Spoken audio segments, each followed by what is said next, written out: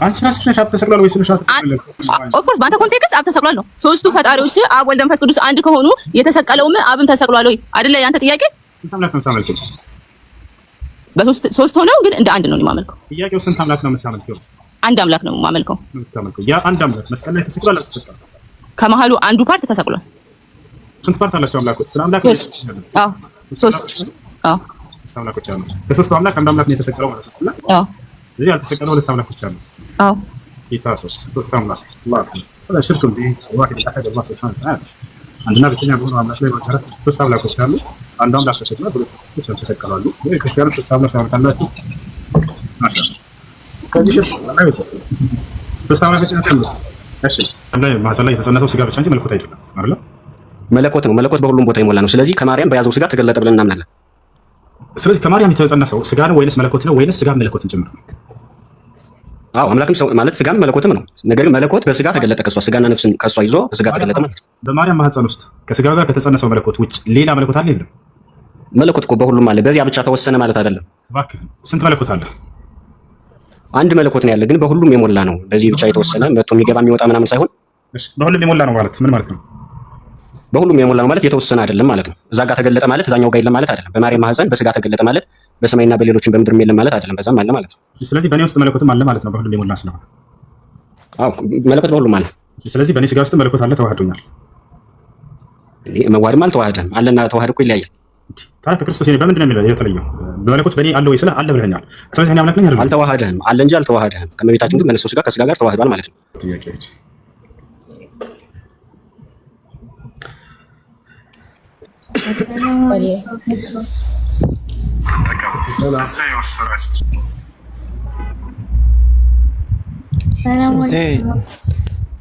እሺ በተራ ጠይቁ። ከታች ጥያቄ አለሽ? አዎ ይገርም። እሺ ጥያቄሽ ምንድን ነው? ዮሐንስ ወንጌል ላይ ይመስለኛል በአብ ወልድ መንፈስ ቅዱስ ስም አጥምቃቸው ይላል።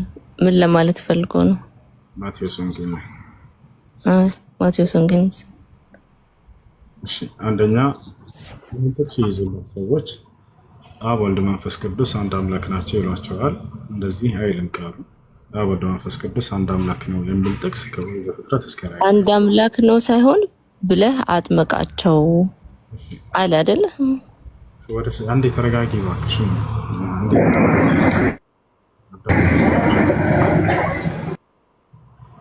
አብ ወልድ መንፈስ ቅዱስ አንድ አምላክ ነው ለሚለው ጥቅስ ይህን ስለሚጠቀሙ ክርስቲያኖች የተሳሳተ ግንዛቤ እንደሆነ እሱን ላጥራልሽ እና ወደ ቀጣዩ እንድንሄድ ዘንድ ነው። አብ ወልድ መንፈስ ቅዱስ አንድ አምላክ ነው የሚል ቃል የለም መጽሐፍ ቅዱስ ላይ ያታቻል። ሁለተኛ ስለምንድን ነው የሚያወራው? ስለ ጥምቀት ነው የሚያወራው። ስለ ጥምቀት በተመለከተ ኢየሱስ ክርስቶስ ከሙታን ከተነሳ በኋላ የተናገረው ንግግር ነው ተብሎ በሌላም ወንጌሎች ላይ እንዲሁ ተገልጿል፣ በማርቆስም ላይ። ነገር ግን ክርስቶስ ከተነሳ በኋላ ተናግሯቸዋል እንደዚህ ስለ ጥምቀት ምናምን የተባለው ሁሉ ስህተት ነው፣ ከጊዜ በኋላ የተጨመረ። እሱን ላሳይሽ ትችላለህ። እሱን ሳይሆን የማቴዎስ ወንጌል ላይ ያለውን በአብ በወልድ በመንፈስ ቅዱስ አጥምቃቸው ይላል። ሊትራሊ ቃል በቃል ማለት ነው እየተናገርኩኝ። ስለ ጥምቀቱ የተጨመረ ትምህርት ነው ከጊዜ በኋላ እያልኩሽ። አሁን እኮ መክፈት ትችላለህ፣ እዛው ላይ እኮ መክፈት እንችላለን ወገናችን። ከፍተህ ቃል በቃል እያነበብኩ ብታስረዳኝ። ስለ ጥምቀት የተጨመረ ትምህርት እንደሆነ የተጨመረ ሳይሆን የተጻፈውን አሁን ያልኩህን ቃል በቃል ክፈተውና እሷን ቨርዥን አታዳምጪው እንዴ?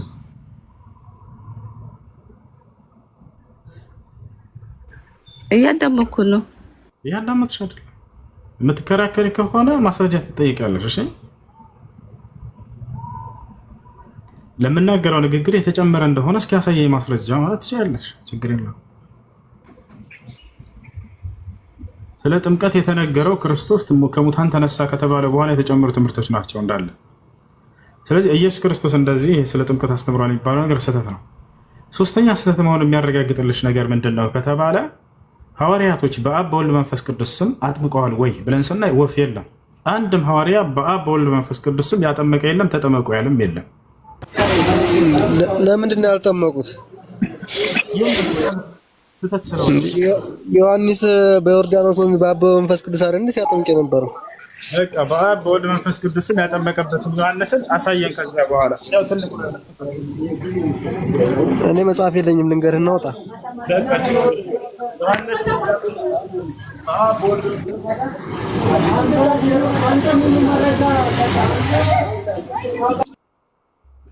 እሺ ዮሐንስ ወንጌል ምዕራፍ 8 ከቁጥር 16 ላይ ነው 6 አውጣውና ነው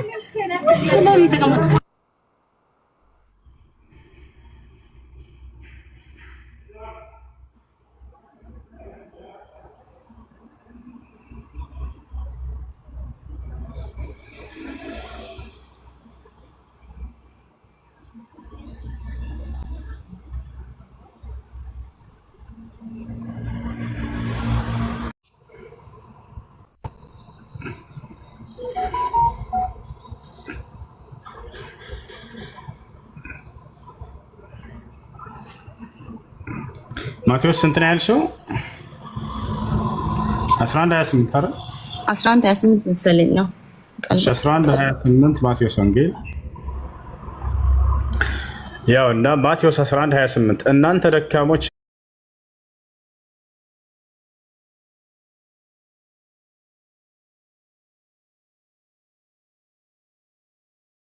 ሸክማችሁ የከበደ ሁሉ ወደ እኔ ኑ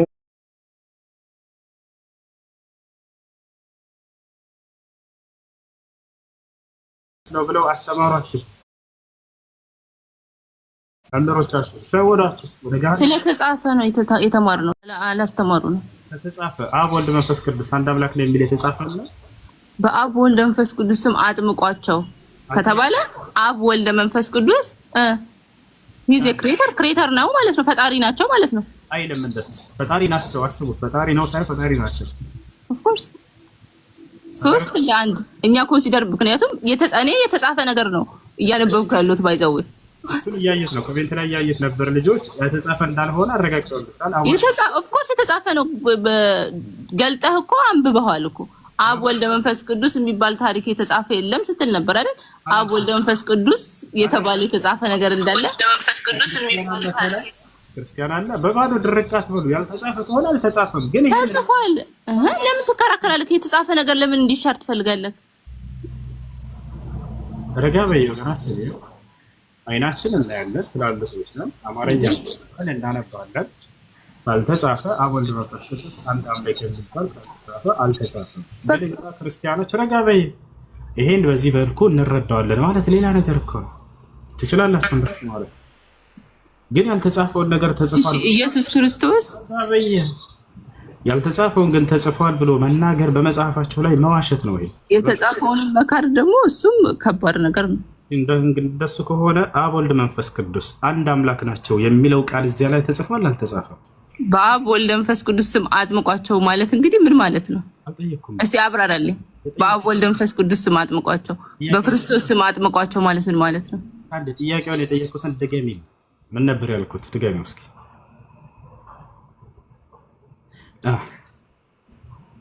የኔን ጥያቄ እንኳን መለስክልኝ አይደል? አንቺ መጀመሪያ ያነሳሽው ይሄ ጥያቄ አይከብድም።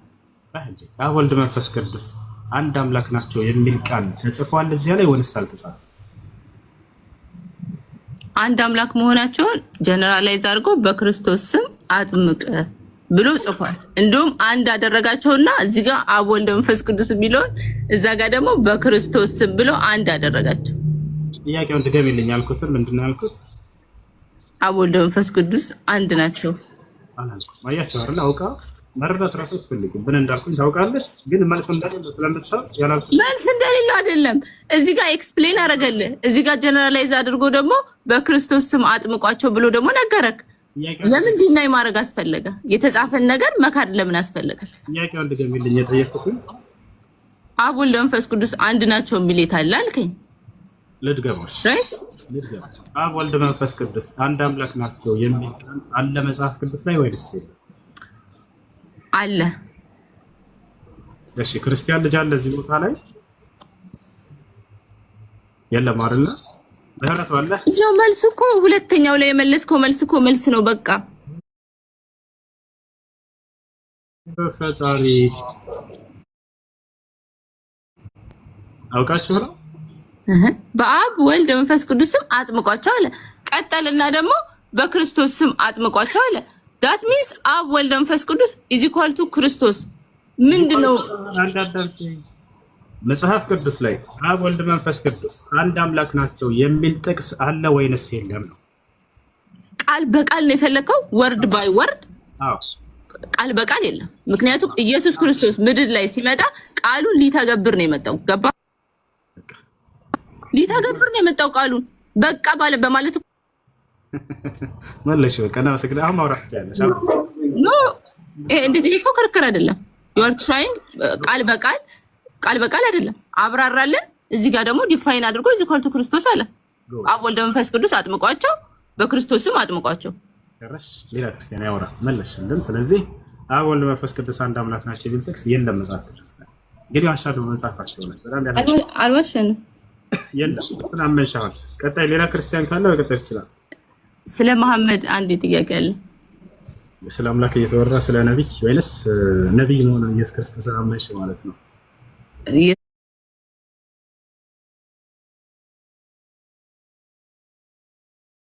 ክርስቶስ ለኔ ነብይ አይደለም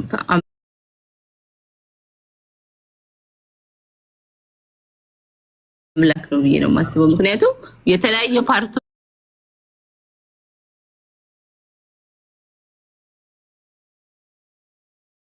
ላይ ፈጣሪ ብለው ሲጠሩት ፈጣሪ አይደለውም ብሎ የመለሰበት ፓርቲ የለም። ፈጣሪ ብለው የጠሩበት አንድ ቦታ አለ መጽሐፍ ቅዱስ ላይ አለ፣ ብዙ ቦታ አለ። ጌታችን ብለው ጠርተውታል። አያቸው አይደለ? ፈጣሪ ብለው የጠሩበት አለ። የቱ ጠብቀን የትንሣኤ ቀን ፈጣሪ ብለው ኢየሱስን ጠርተዋል። ጥያቄ ያለ ከላይ መጠየቅ ይችላል። ሄሎ ጥያቄ ያለ አመካ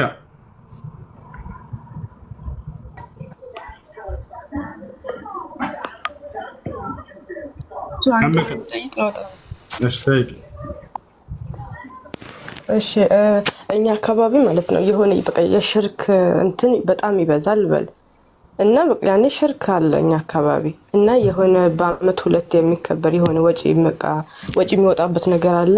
በዛ ደግሞ ካልተሳተፍ ምናምን አልሰጥም ካልክ የሆነ በቃ የመገለል በድር የሆነ እድር ታውቃለህ፣ በድር የመውጣት እንትን ምናምን አለ በል እና ሳንፈልግ እንሰጣለን። አንዳንድ ሰው ሳይፈልግ ነው የሚሰጠው እና ይሄ እንዴት ይታያል? ያኔ የመጣው ይምጣ አልመስጠት ነው ወይስ ለመኖር ለማህበራዊነት ነው?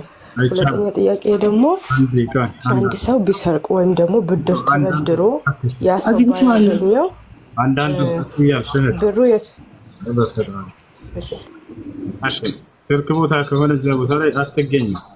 ሰዎች ቢያገሏችሁና ብቻችሁን ብትቀሩ እንኳን ይሄ ነው መልሱ። እሺ ጥያቄሽ ምንድን ነው? ማን ነው ማስረጃ አገኘሽ? ኢየሱስን ፈጣሪ ያሉበት ቦታ አረ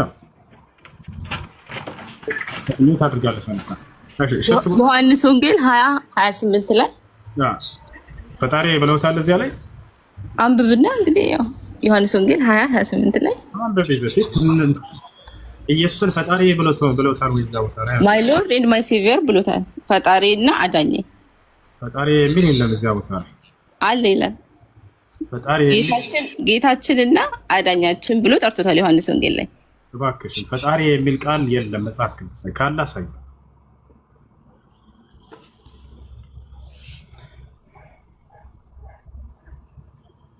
አንዴ ወተሻል መሰለኝ። አልወጣውም። የሉቃስ ወንጌልም ላይ ይላል ፈጣሪ ብሎታል። ጌታችን እና አዳኛችን ብሎታል። ፈጣሪ አላለውም አይደል? እሱን እንጨርስና ጌታ ወደሚለው እንሄዳለን። ችግር የለም። ያ አምቦ እሺ ፈጣሪ አላለውም አይደል? እኔ በእንግሊዘኛ እያነበብኩ ስለሆነ ትራንስሌት አደረገው በአማርኛ በተሳሳተ መንገዱ ትራንስሌት አደረገው እችላለሁ። እሺ ፈጣሪ ያለበት ቦታ ካለ እና ፎር ኤግዛምፕል ሎርድ ለኔ ፈጣሪ ብዬ ነው ትራንስሌት የማደርገው። ይሆናል። ፈጣሪ የሚል ቃል ተናግሮታል ወይ? እየነገርኩህ እኮ ነው። ኢሴስ ሎርድ ማለት ምን ማለት ነው? የቱ ጋር ነው ፈጣሪ ብሎ የተናገረበት? አንድ ጊዜ በራፍ እሺ፣ በእንግሊዘኛው ቨርዥን ላይ ቀይረውና ከዛ ነገር አሳይካለሁ። ማይ ሎርድ ኤንድ ማይ ሴቪየር ብሎታል። ሁዝ ሎርድ ማለት ምን ማለት ነው? ወደ እሱ እንመጣለን። እባክሽ ፈጣሪ ያለበት ቦታ አለ። አይ ቶልድ ዩ ቃል በቃል ለምንድን ነው አንተ ቃል በቃል የአማርኛ ቨርዥን ቃል በቃል የምትፈልገው? ማይ ሎርድ ኤንድ ማይ ሴቪየር ማለት ምን ማለት ነው? ቃል በቃል ነው እየፈለግን ያለ ነው። አንቺ የተናገርሽው ቃል በቃል እስከሆነ ድረስ ያ ቃል በቃል የተናገርሽው መገኘት አለበት። የካልሆነ ጌታ የሚለውን ምን ማለት ነው ወደሚለው እንመጣለን። ይወጣሻል አይደለ? ጌታ የሚለውን እንመጣለን። ግን ፈጣሪ ብሎታል ብለሽ አትዋሽ። አልዋሽም። እሺ ፈጣሪ ያላለውን ጌታ ብሎታል የሚለውን ቃል ነው አንቺ እያልሻለሽ። ማይ ሎርድ ኤንድ ማይ ሴቪየር ብሎታል። እሺ ጌታዬ ማለት ምን ማለት ነው? እንደ መጽሐፍ ቅዱስ ጌታ ምን ማለት ነው? ፈጣሪ አይደለ ጌታ?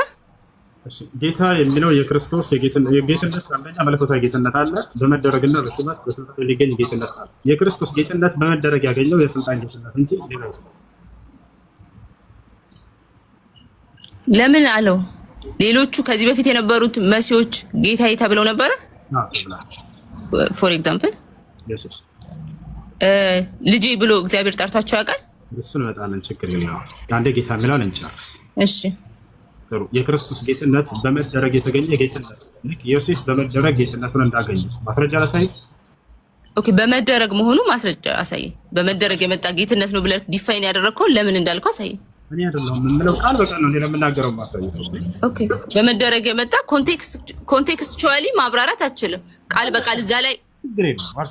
እኔ ከራሴ አልተናገርም እንዳነበብኩ እናገራለሁ። ንግግሬም ቀን ነው የተናገርኩት ቃል በቃል እንጂ ከራሴ አልናገርምና ዳሩ ግን ትምህርቴ በማስረጃ ነው። ያው ያሳያችሁ እዚህ ጋር እንግዲህ ይህን እናንተ የሰቀላችሁትን ኢየሱስን እግዚአብሔር ጌታም ክርስቶስን እንዳደረገው የእስራኤል ወገን ሁሉ በእርግጥ ይወክላል። እንዳደረገው ስለዚህ ጌታ ያደረገው እግዚአብሔር ነው። ያ ጌታ ያደረገው እግዚአብሔር ነው። ሌላ ጌታ ያደረገው አለው እግዚአብሔር ከተባለ ነፋና ኦኬ ሹ ዮሴፍ ልክ እንዲሁ እግዚአብሔር ጌታ ያደረገው ይላል። ስለዚህ ክርስቶስ ጌትነትን በመደረግ ያገኘው ጌትነት ነው። ያ ማለት የስልጣን ጌትነት ነው፣ መለኮታዊ ጌትነት አይደለም። ኖ የስልጣን ጌትነት መሆኑን አንተ ነህ እኮ አሁን እዚህ ጋር ኤክስፕሌን እያደረክ ያለው። የስልጣን ጌትነት ነው ተብሎ የተጻፈ ታሪክ አለ መጽሐፍ ቅዱስ ላይ። አንዴ ጌትነትን በመደረግ ነው ያገኘው ወይንስ አይደለም? አመንሽስ? ኦኬ መደረግ ማለት ምን ማለት ነው? መምጣቱ ራሱ መደረግ አይደለ እንዴ? ኢየሱስ ክርስቶስ እዚህ ምድር ላይ መምጣቱ እኮ ማረጉ ነው አይደለ? ማሳየቱ ነው አይደለ እንዴ? አንደኛ በመደረግ የሚለውን ቃል አሳየኝ ብለሽ ነበር። አይተሻል አላየሽም? ኦፍ ኮርስ በመደረግ በጣም ጥሩ። ስለዚህ ጌታ ተደርጎ ነው ማለት ነው። ጌታ ተደረገ ሲባል ጌታ አድራጊ አለው የለም? አለው። አብ ወልድ መንፈስ ቅዱስ አይደል? ለኔ ይላል። ምክንያቱም የተጻፈ ታሪክ ስለሆነ አብ ወልድ መንፈስ ቅዱስ ስለተጻፈ ራሱ ላይ አይደል? መደረግ ላይክ ኖርማል መደረግ መሆኑን አንተ በምን አወቅ? ቃል በቃል ስላገኘው መጽሐፉ ላይ ስላብራራኸው ነው። ትራንስሌት ስላደረግከው ነው። በአንተ መልክ ስለገለበጥከው ነው እንጂ መደረግ መፈጠር ቢሆንስ? አንተ እያብራራህ ነው አትበይ። እኔ አላብራራም። በሰው መጽሐፍ ኦኬ፣ ካላብራራክ መደረግ ማለት መፈጠር ነው። ካላስ ስለዚህ ተፈጥሮ ነው ኢየሱስ ክርስቶስ። ኦፍ ኮርስ ተፈጥሮ ነው። ኢየሱስ ክርስቶስ ተፈጥሮ ነው የሚል ክርስቲያን መጣ። ማሻአላህ ወላሂ ትልቅ ከፍሮ ነው። ትልቅ እድገት። ኢየሱስ ክርስቶስ ተፈጥሮ ነው። ማን ነው የፈጠረው? አብ ወልድ መንፈስ ቅዱስ የፈጠረው ወይ? በቃል ነው የተፈጠረው። ኢየሱስ ክርስቶስ በቃል ነው የተፈጠረው። ኖርማል ቃል ማን ነው? ቃል ማን ነው? ጌታ። የትኛው ጌታ? አብ። አብ ነው ቃል? አዎ አብ ወልድ መንፈስ ቅዱስ አይደል? ቃል አብ ነው። ቃል ኢየሱስ ክርስቶስ ነው። ስለዚህ የራሱ ፈጣሪው ራሱ ነው ማለት ነው። ኦፍ ኮርስ እዚህ ጋር ኮራስ መለስክልኝ። ስለዚህ አብ አልፈጠረውም ማለት ነው። መንፈስ ቅዱስ አልፈጠሩትም። አብ ወልደ መንፈስ ቅዱስ አልኩ እኮ አንድ እግዚአብሔር ነው። አብ ወልደ መንፈስ ቅዱስ አንድ ፎር ሚ እንደዛ ነው። ኢየሱስ ክርስቶስ እኮ አብ መሆኑን እኮ ራስ መሰከርከው። ኢየሱስ ክርስቶስ ቃል ነው አይደለ? ቃል ደግሞ እግዚአብሔር ነው አይደለ? ሶ ስትሄድ በፈጣሪ የራሱ ፈጣሪ ራሱ ነው አይደለ? ኢየሱስ ኦፍ ኮርስ። እሺ ቃል ነው የፈጠረው ኢየሱስ። አዎ አብ ቃል ነው አይደለም? ነው። ስለዚህ አብ ኢየሱስ ነው። ኦፍ ኮርስ። ስለዚህ በመስቀል ላይ የተሰቀለው የአብ ነው። ኦፍ ኮርስ። ምክንያቱም ሶስቱም አንድ ናቸው። ስለዚህ አብም ወልድም መንፈስ ቅዱስም በመስቀል ላይ ተሰቅለዋል ማለት ነው አይደል? አዎ ኦፍ ኮርስ አንተ ራስህ መለስከው እኮ ባይ ዘ ወይ የእስልምናን ጥያቄ አንተ መለስከው።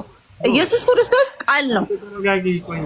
ስለዚህ ክርስቲያኖች እየሰማችሁ ነው። አብም ወልድም መንፈስ ቅዱስም ተሰቅለዋል መስቀል ላይ ይላል። ግስት ላይ ክርስቲያን አለ የለም? አንዴ ከይቅርታ ጋር ክርስቲያን አለ ግስት ላይ አንዴ ይሄ ነው። እሺ ድንግል ማርያም በማኅፀኗ የጸነሰችው አብንም ወልድንም መንፈስ ቅዱስንም ነው ወይንስ ወልድን ብቻ ነው? ወልድ ነው የተወለደው፣ ግን በውስጡ ቃል አለ which is አብ። ሲናገር ደግሞ ምን አለ? መንፈስ አለ፣ መንፈስ ቅዱስ አለ። አብ ወልድ መንፈስ ቅዱስን ፈጣሪ ነው የወለደችው። ስለዚህ አብ እና መንፈስ ቅዱስን ተጸንሰዋል ማለት ነው አይደል? ባይ ወርድ በቃል ኢየሱስ ክርስቶስ ባወራ ቁጥር በአፉ በተናገረ ቁጥር መንፈስ ቅዱስን ነበር ሲናገር የነበረው። ድንግል ማርያም አንድ አምላክ ነው የጸነሰችው አይደል? ኦፍ ኮርስ በጣም ጥሩ። ከዚያ ከተጸነሰው አምላክ ውጭ ሌላ አምላክ የለም አለ። እኛ ሊትራሊ አብ ወልድ መንፈስ ቅዱስ ብለን ሶስት እንደ አንድ ብለን ነው እያመንን ያለ ነው። እሱም ደግሞ አብ ወልድ መንፈስ ቅዱስ የሚባል ታሪክ እንዳለ ራስ መጽሐፉን ገልጠህ እኮ ሳይተናል። ኢየሱስ ክርስቶስ ደግሞ አብ እንደሆነ ደግሞ ቃል አብ ነው አልክ አይደለ? ቃል ደግሞ ህይወት ሆነ አልክ which is ፈጣሪን አብን ሰው አረከው ማለት ነው። ገባህ? አንተ ደረክ እያልክ ታውሪ አንቺ ራስህ ነው። አሁን ከምታወራው እኮ አወራር እኮ ዴፊኒትሊ ወደ እንትኑ ነው የመጣኸው፣ ባይዘው ወደ ኮንክሉዥን ነው የመጣኸው። ስለዚህ የሆነች አብ ተሰቅሏል፣ ወልድ ተሰቅሏል፣ መንፈስ ቅዱስም ተሰቅሏል እያለች ነው። ይሄ ትክክል ነው። ይቀላል ሚኪ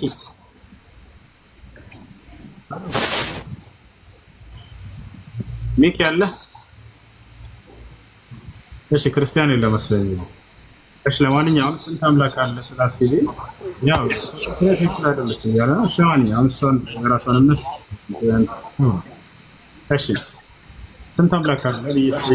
አንድ አምላክ ነው። አቤት ሰላም ነው አለ። አሁን አብ ወልድ መንፈስ ቅዱስ ሶስቱም ተሰቅለዋል ትላለች። እውነት ነው? ይሰማል? ሶስቱም ተሰቅለዋል አላልኩም። የተሰቀለው ወልድ ነው። ሊትራሊ ግን አብ ወልድ መንፈስ ቅዱስ አንድ ናቸው። ስህተት ነው። ሶስቱም አልተሰቀሉ። ሶስቱም ተሰቅለዋል አላልኩም እኔ። የተሰቀለው ወልድ ነው። አብ ተሰቅሏል ብለሽናለሽ። የተሰቀለው ወልድ ነው። ግን አብ ወልድ መንፈስ ቅዱስ ግን አንድ ናቸው።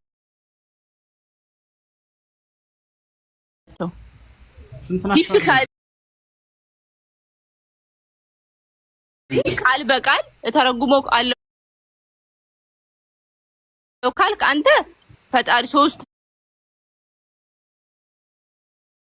ፈጣሪ አንድ ከሆነ አንዱ የተሰቀለው ወልድም ነው አብም ነው ካልክ ስለንተ ዲፊኒሽን ነው። አብ ተሰቅሏል ብለሻል አላልሽም? አላልኩም ወላሂ አላልሽም። ለምን ትከጃለሽ? አይልፈይን እዚህ ነገርኩህ እኮ እየመለስኩልህ ያለሁት እኮ በአንተ ኮንቴክስት ነው። እየመለስኩልህ ያለሁት እኮ በአንተ ኮንቴክስት ነው። አንቺ ራስሽን ሶስት ይኸውልህ አብ ወልድ መንፈስ ቅዱስ ይኸውልህ አብ ወልድ መንፈስ ቅዱስ አንድ ናቸው አልኩህ። ስለዚህ ወልድ ሲሰቀል አብም ተሰቀለ ማለት ነው ወይ ያልከው ራስህ ነህ አይደል? ቴክቱ እንደፈለግከው እንደፈለግከው ተደው አብ ሰማይ ላይ እንዳለ መጽሐፋችን እኮ ይናገራል።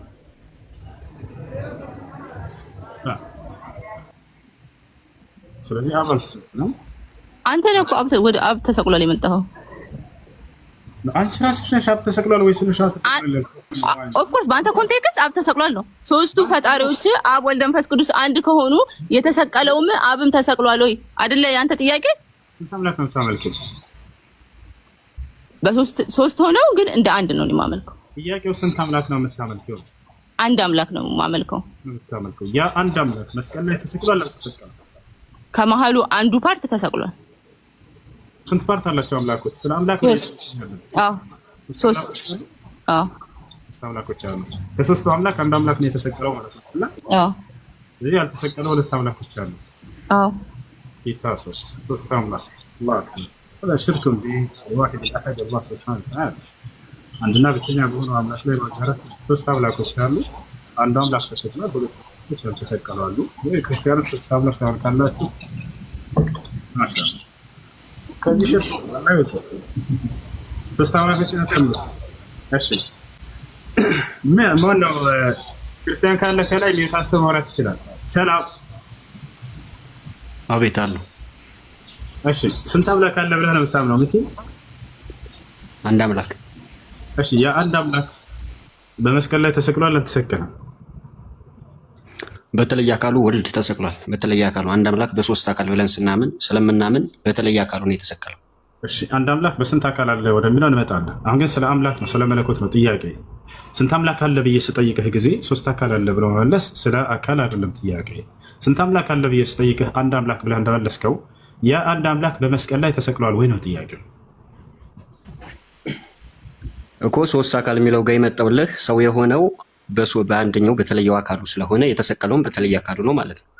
በተለየ አካሉ በለበሰው ስጋ ነው የተሰቀለው። ስንት አምላክ አለ? አንድ አምላክ ብያለሁ። ስንት አካል አለ? ስንት አካል? ሶስት አካል። አሁን ስለ አካል አይደለም ጥያቄ፣ ገብቶሃል አይደለ? ስለ አምላክ ብቻ ነው። የአንድ አምላክ በመስቀል ላይ ተሰቅሏል ወይ ነው ጥያቄ እኮ አልኩ። አዎ ተሰቅሏል።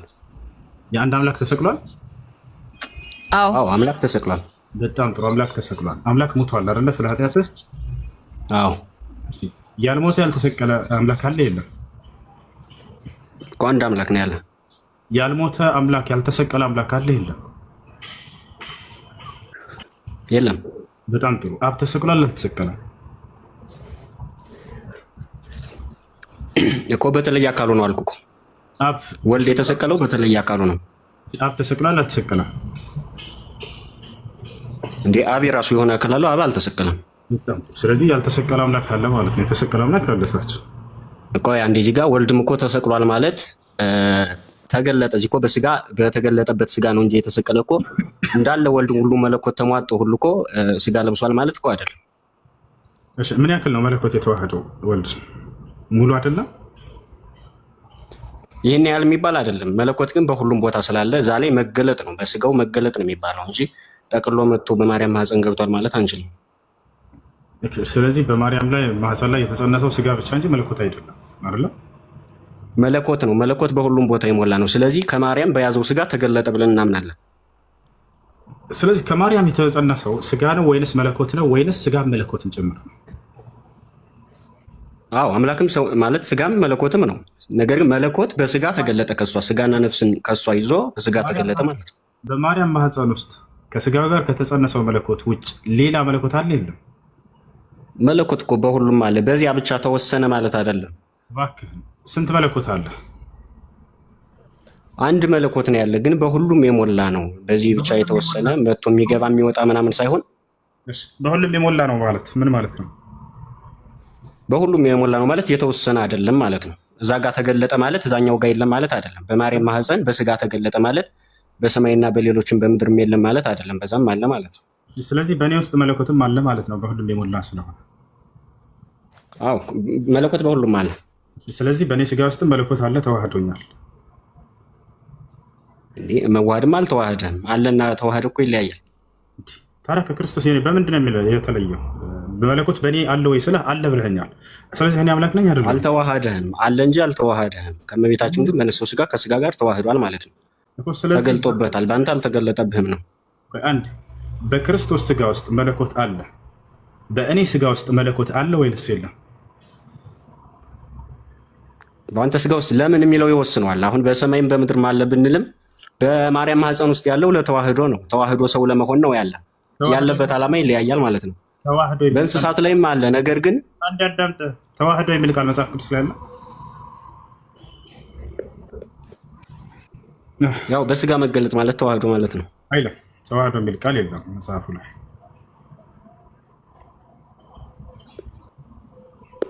ተዋህዶ ማለት እኮ ስም ነው፣ አንድ መሆን ማለት ነው። ተዋህዶ የሚል ቃል መጽሐፍ ቅዱስ ላይ የለም። ይሄ ነው። ሌላኛው ነገር ምንድን ነው? አምላክ በሁሉም ቦታ አለ ነው ያልከው ቅድም ወይንስ ተሳስቼ ነው? ብያለሁ። አልተሳሳትክም። በገሃነም ውስጥ አለ የለም አምላክ? በሁሉም አለ። ስለዚህ ገሃነም ውስጥ አለ አይደል? አንተም ታመልከው አምላክ የክርስቲያኖች አምላክ በሁሉም ቦታ አለ ብያለሁ እኮ። በዚህ የሚባል ነገር የለውም። በሰው ላይም አለ። ተዋህዶ ላልከው ቅድም እኔን ተዋህዶኛል ወይ ላልከው ተዋህዶ 3 አይነት ተዋህዶ አለ። ባህሪያዊ ተዋህዶ፣ ነጠላ ተዋህዶና እሱ ምንድነው መግቦታዊ ተዋህዶ ማለት ነው። ከመቤታችን ተዋህዶ የሚለየው ባህሪያዊ ተዋህዶ ነው።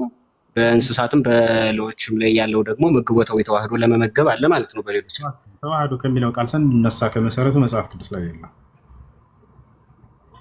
እንዴ ስም እኮ ነው። ሁሉም ነገር እኮ መጽሐፍ ቅዱስ ላይ መኖር አይጠበቅበትም። እዚህ የምትናገሩት መጽሐፍ ቅዱስ ላይ የለም ማለት ነው። ሁሉም ነገር መጽሐፍ ቅዱስ ላይ መኖር አይጠበቅበትም። ተዋህዶ የሚለው ቃል መጽሐፍ ቅዱስ ላይ የለም ማለት ስለሱ ነው እያወራኝ ያለሁት። የለም። ስለዚህ እያልኩ ያለሁት ሁሉም ነገር መጽሐፍ ቅዱስ ላይ መኖር የለበትም ነው። እያንዳንዱ ቃል መኖር የለባትም። ይሄ አንድ መሆን ማለት ነው፣ መግባቢያ ቋንቋ ስለሆነ ሆነ ቃል ስትጠየቁ ጊዜ አለ ብላችሁ በድፍረት ከተናገራችሁ በኋላ የክርስትና እምነት መሰረት የሆኑ ነጥቦችን ልክ ማስረጃ ስትጠየቁ መጻፍ አይጠበቅበትም። አላህ የት ነው ያለው? መኖር አይጠበቅበትም፣ መጻፍ አይጠበቅበትም ወደሚል ትሄዳለህ። ይሄ አስኬድም ይባቻል አይደል? ሁሉም ቃል መጽሐፍ ቅዱስ ላይ መኖር አይለበትም። በተዘዋዋሪ ማለት ሐሳቡን ይዘን ስም እናወጣለታለን ማለት ነው። የለውም ሲጀመር ቃሉ የለም የምትናገሩት። ሌላኛው ነገር ምንድን ነው? ሐሳቡን ቃል ስጋ ሆነ ማለት ምን ማለት ነው? ለአምላክ አምላክ አለው ብለህ ታምናለህ አንተ? ለምን አይነት አምላክ? ለአምላክ አምላክ አለው ብለህ ታምናለህ? ለምሳሌ ለኢየሱስ ክርስቶስ ከሆነ ሰውም አምላክም ነው ኢየሱስ ክርስቶስ። ስለዚህ አምላክ ሊባልለት ይችላል። ለአምላክ አምላክ አለው ወይ? እሱ ነው ጥያቄው። ስለማለት አልጠየቅኩም ነው። የለውም።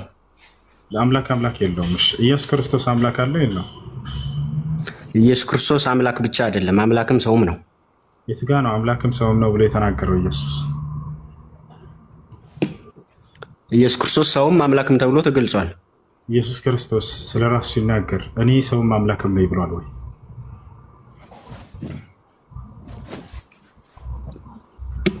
መጽሐፍ ቅዱስ ላይ አላሳያለሁ። ኢየሱስ ክርስቶስ እኔ ሰውም አምላክም ነኝ ብሎ ስለ ራሱ ተናግሯል ወይንስ አልተናገረም? እኔን ያየ አብን ይብላል። ኢየሱስ ክርስቶስ ራሱን አምላክ እንደሆነ የሚያረጋግጥ ቃላትን ተናግሯል ከመጽሐፍ ቅዱስ ውስጥ። ሰው መሆኑን በስጋ ተገልጦ ኢየሱስ ክርስቶስ እኔ ሰውም ነኝ አምላክም ነኝ ብሎ ተናግሯል ወይ? እኔን ያየ አብን አየ ማለት ምን ማለት ነው? መልሳት የት አድርገው ሸኪቱ ለእንደሱ ግን መጽሐፍ ቅዱስ ላይ ጥያቄው ምንድን ነው? ኢየሱስ ክርስቶስ እኔ ሰውም አምላክም ነኝ ብሎ ተናግሯል? ምን ቃል በቃል ነው የፈለግከው? አዎ ቃል በቃል። ቃል በቃል የሚባል መስፈርታዊ ጥያቄ አለ እንዴ? አንተ ስለተናገርከው ነው። ምን አልከኝ አንተ? ኢየሱስ ሰውም አምላክም ነው ያልኩት። ከምን ተነስተህ ነው? አምላክ ለመሆኑ ማረጋገጫ ስላለኝ፣ ሰውም ለመሆኑ ማረጋገጫ ስላለኝ ሰውም አምላክም ብዬ እቀበለዋለሁ። እንዴ ጥያቄውን አንተ ትጠይቅልኝ። ለተናገርከው ሐሳብ እኔ ነኝ ጥያቄ ማነሳው። ገብቶሃል አይደለ? አይ ቃል በቃል የሚባል መስፈርታዊ ጥያቄ የለም ብዬ ነው። ክርስቲያኖች ሰውም አምላክም ነው ብለው ተናገሩ አይደለ? እሺ እንደሱ ብሎ አስተምሯል ወይ ኢየሱስ ክርስቶስ? ላ አላስተማረም። የለም አንዲትም ቦታ ላይ እኔ ሰውም አምላክም ነኝ አላለም። እሺ እኔን ያየ አብን ያየ ማለት ምን ማለት ነው? ለምን ይሄን ታብራራለህ? አንድ ሺህ ወረስ መጣ እየተናገረ ያለው ስለ ቀጥታ ማየት አይደለም። አንደኛ እሱ ላይ ስለ ቀጥታ ማየት ይቅርታ አድርግልኝና ማለት ነው ቃል በቃል አንተ የተናገረውን ከውን ቃል እኮ መጽሐፍ ቅዱስ ላይ መፈለግ የለብህም። ስለዚህ የለም አይደለም፣ ግን ሐሳቡን ይዘህ ከሐሳቡ መረዳት ትችላለህ። ወደ ሐሳቡ እንመጣለን። ግን ከመጀመሪያ ከቃሉ ስንነሳ ጊዜ የምትናገሩት ቃል የለም መጽሐፍ ቅዱስ ላይ። አንደኛ እሱ ነው። ወደ ሐሳቡ ኢየሱስ ክርስቶስ እናንተም የምትሉት የለም እኮ ኢየሱስ ክርስቶስ ነብይ ብቻ ነኝም እኮ አላለም። ኢየሱስ ክርስቶስ አምላክ ነኝ ያለበት ቦታ እንደሌላ አረጋግጥና ከዚያ በኋላ ወደ ነብይነቱ ደግሞ እንመጣለን፣ እናሳያለን። ችግር የለም። ኢየሱስ ክርስቶስ አምላክ ነኝ ያለበት ቦታ የለም። እኔ ሰው አምላክም ነኝ ብሎ አልተናገረም። ነብይ ብቻ ነኝም ብሎም እኮ አልተናገረም።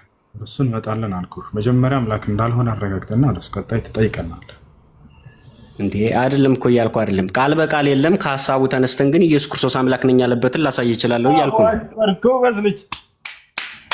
ኢየሱስ ክርስቶስ እኔ አምላክ ነኝ ያለበት ቃል በቃል የለም መጽሐፍ ቅዱስ ላይ ተስፋ ቁርጥ። ሲጀመር ቃል በቃል የሚባል መስፈርታዊ ጥያቄ የለም። ነብይ ብቻ ነኝም ስላለ ቃል በቃል በሚለው መስፈርታዊ ጥያቄ የምትሄድ ከሆነ ነብይ ብቻ ነኝም የሚል ስላለ ነብይ ብቻ ማለት ነው። ጥያቄ ተመለሰ። በቃ የዘመናት የሙስሊሞች ጥያቄ ምን ነበር? እኔ አምላክ ነኝ ብሏል ወይ?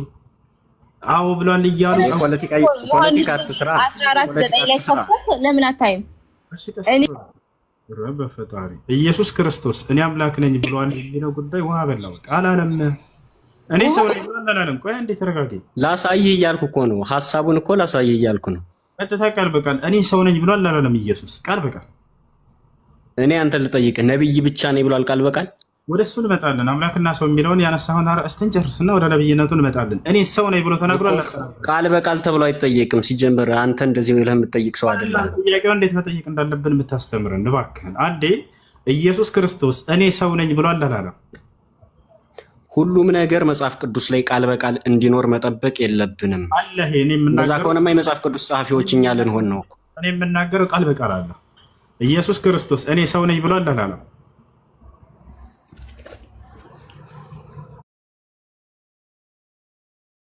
እንዴ ኢየሱስ ክርስቶስ ከተናገረው ቃል ብቻ እኮ ተነስተን አይደለም መጽሐፍ ማለት እምነታችን እየመሰረትን ያለን። ወደ ሐዋርያቶች ንግግር እንሄዳለን። ከክርስቶስ አስተምሮ እንጀምርና ኢየሱስ እኔ ሰው ነኝ ብሏል አላለም? ለምናገረው ማስወጀት አላለም ያለበትን ፓርት አሳየን። እናሳይሻለን። ችግር የለም። አቡበከር ወይም ዛር አላችሁ? ሰው እንደሆነ ጥቅስ ልስጥህ። ኢየሱስ ክርስቶስ ሰውም ስለመሆኑ አምላክም ስለመሆኑ ጥቅስ ልስጥህ። ስለመሆኑ አይደለም ስላለ ነው። ዛሩ ከፈች እኔ እንዲህ ብሎ ኢየሱስ ክርስቶስ እኔ ሰው ነኝ ብሎ ቃል በቃል ተናግሯል። ላሳይህ ነው። ልክ በዚህ እኔ ሰው ነኝ እንዳለ እኔ አምላክ ነኝ ብሏል ወይ? ወፍ ምክንያቱም ቅድም መልሰሃል አንተ። አላለም እኔ አምላክ ነኝ አላለም ብለሃል። ይሄ ነው አላለም ሳይሆን ቃል በቃል ነው ያልኩት እኮ። ስለዚህ አንድ ዛሬ አሳያቸው ኢየሱስ ክርስቶስ እኔ ሰው ነኝ እንዳለ ዮሐንስ ወንጌል ምዕራፍ 8 ቁጥር 40 ላይ ቃል በቃል እኔ ከእግዚአብሔር የሰማሁትን እውነት የምነግራቸው ሰው ነኝ እያለ ኢየሱስ ይናገራል። ሰው ነኝ ብሎ ሲናገር ግን አንዲትም ቦታ ላይ እኔ አምላክ ነኝ አላለም። ይሄን ይመስላል።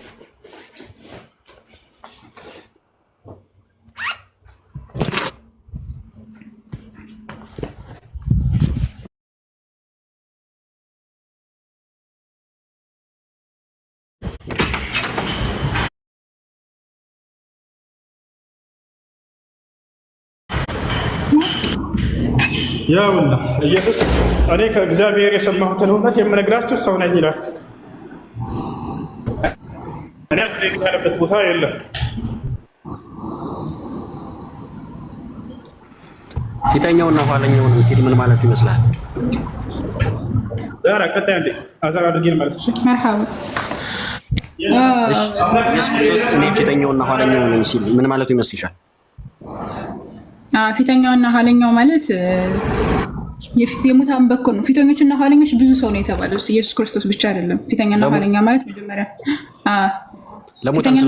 ለሙታን ስለመሆኑ ማስረጃስ ከሙታን በኩር ነው። እሱ ከሙታን በኩር ስለሆነ ለዛ ነው። ለምንድን ነው ከሙታን በኩር የሆነው? እንዴት ነው ከሙታን በኩር የተባለ? ቆይ እንጂ ወደ አሁን አንተ የኢየሱስ ክርስቶስን አምላክነት ልታረጋግጥ ነው የመጣው። ኢየሱስ ክርስቶስ አምላክ እንዳልሆነ በግልጽ ተናግረሃል። ኢየሱስ ክርስቶስ አምላክ ነኝ አላለ። ኧረ እኔ እንደዛ አላልኩም። ቃል በቃል በሚባለው መስፈርታዊ ጥያቄ እኔ ብቻ ሳይሆን እናንተም ውድቅ ትሆናላችሁ።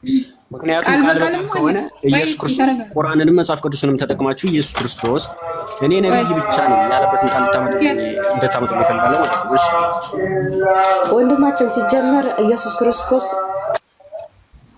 ቆይ ጣልቃት ግባ እንዴ ፕሊስ። ይሰማል ወገናችን? ይሰማል። አሁን ምንድነው የተጠየቀው ጥያቄ? መጀመሪያ የተጠየቀው ጥያቄ ኢየሱስ ክርስቶስ አምላክ ነኝ ብሏል ወይ ቃል በቃል ስትባል አላለም አልክ። ሰውም አምላክም ነው። አላሁ ሙስተዓን። ቆይ አንድ ጊዜ ሰው ነኝ ግን ብሏን ብለን እኛ ማስረጃ አሳየን። ስለዚህ ሰው ነው ከተባለ ሰውነቱ ለምንድን ነው? አንተ ሰው የሆነን አካል ለምንድን ነው የምታመልከው ብለን ጥያቄ እንጠይቃለን። እኔ ሰው አይደለም እያልኩ እኮ አይደለም። ሰው አይደለም እያልኩ አይደለም። ሰው ብቻ ግን አይደለም እያልኩሽ ነው። አዎ ሰውማ ሰው እንደሆነ እኮ ራሱ ተናገረ። ሰው ነኝ ያለ አምላክ እንዳልሆነ ግን መጽሐፍ ላይ ነው። ምን መጽሐፍ ላይ ነው? መጽሐፍ ላይ ቪዲዮ ክፈች። አምላክ እንዳልሆነ ሲጨርስና ተቀጣያለች። አምላክ እንዳልሆነ ማስረጃሽ እስኪ ሲጨርስ ተቀጣያለች። እሺ ጋር እንደሚታል ወይም ከታች እንዳናወርድሽ የሚታርግሽ ተቀመጭ። ሌሎቹ ቁጭ ብለዋል። እሺ ሚኪያስ አሁን ምንድነው መሰለ ኢየሱስ ክርስቶስ አምላክ ነኝ አላለም፣ ሰው ነኝ ግን ብሏል። ሰው ነኝ እያለ እሱ ለምንድን ነው አምላክ ነህ የምትለው አንተ? አምላክ ነኝ የሚያለበት ሰዓት መጀመሪያ ቪዲዮሽን ክፈትና መረጃሽን አሳይ። ማስረጃ ኧረ በፈጣሪ ቆይ ከስር ሁኝና ከዛ በኋላ ትገቢያለሽ። እሺ ሚኪያስ አምላክ ነኝ ብሏል ነው ኢየሱስ? አዎ ማስረጃ አምጣ። ሰው ኃጢአትን ይቅር ማለት ይችላል? በመጀመሪያ ይህን ጥያቄ መልሽልኝ። ቆይ እንጂ አሁን ሰው ኃጢአት ይቅር ማለት ይችላል ወይስ አይችልም ብዬ አይደለም የጠየኩት። ኢየሱስ ክርስቶስ አምላክ ነኝ እኮ ነኝ የጠየኩሽ እኮ ወደ ማስረጃው ልመጣልሽ ነው። ሰው ግን የኃጢአትን የመጨረሻ ይቅርታ መስጠት ይችላል አይችልም? ቆይ እንመጣለን ወደሱ፣ ችግር የለውም። መጀመሪያ ላይ ተጠየቀው ጥያቄ መልስ ስጥ መጀመሪያ። ኦሮሚያ 9:5 ክፈች እስቲ። ኦሮሚያ 9። ኧረ ቆይ ጣልቃ አትግቡ እስኪ። ለስንት ነው የምታወሩት? ቀጥል ወገናችን። እሺ ልሰጥሽ ነው። ኢየሱስ አምላክ እንደሆነ ተናግሯን ብርሃንሽና ማስረጃ። ኢየሱስ ክርስቶስ አምላክ እንደሆነ የምናረጋግጥበት መጀመሪያው አምላክ ብቻ ሊናገራቸው የምታረጋግጥበትን ሳይሆን አምላክ እንደሆነ ተናግሯል ብለሃል። ሰው እንደሆነ ተናግሯል እኮ ልነግርሽ እኮ ነው እሱ። ኢየሱስ ክርስቶስ አምላክ ነኝ ብሏል የምንለው ከምን ተነስተን ነው? ልነግርሽ ነው እሱ። ወአለይኩም ሰላም ወራህመቱላሂ ወበረካቱ። አንድ አፍታ ሚኪ እንዴት ነህ? ሰላም ነህ? እግዚአብሔር ይመስገን። ኦኬ ኢየሱስ ክርስቶስ አምላክ እንደሆነ የምትናገረው አንተ ነህ ወይስ እሱ ነው አምላክ መሆኑን የሚነግርህ? እሱ ነው የሚናገረው። ኦኬ ስለዚህ እሱ የሚናገርህ ከሆነ አንተ እኮ እኛ እንዴት እንደተረዳ ነው ልነግርህ የፈለግኩት። አሁን አዳም ተመለከተን ኪሱ ውስጥ ከተው አንተ የተረዳው ነው። እሱን እኮ ከሀሳቡ ተነስተ ነው እንደዛ ማለት የምችል። ራሳችሁን እዚህ ስትመጡ ራሳችሁን አክብሩ ፕሊስ፣ በክብር አውሩ። አንድ ሰው እያወራ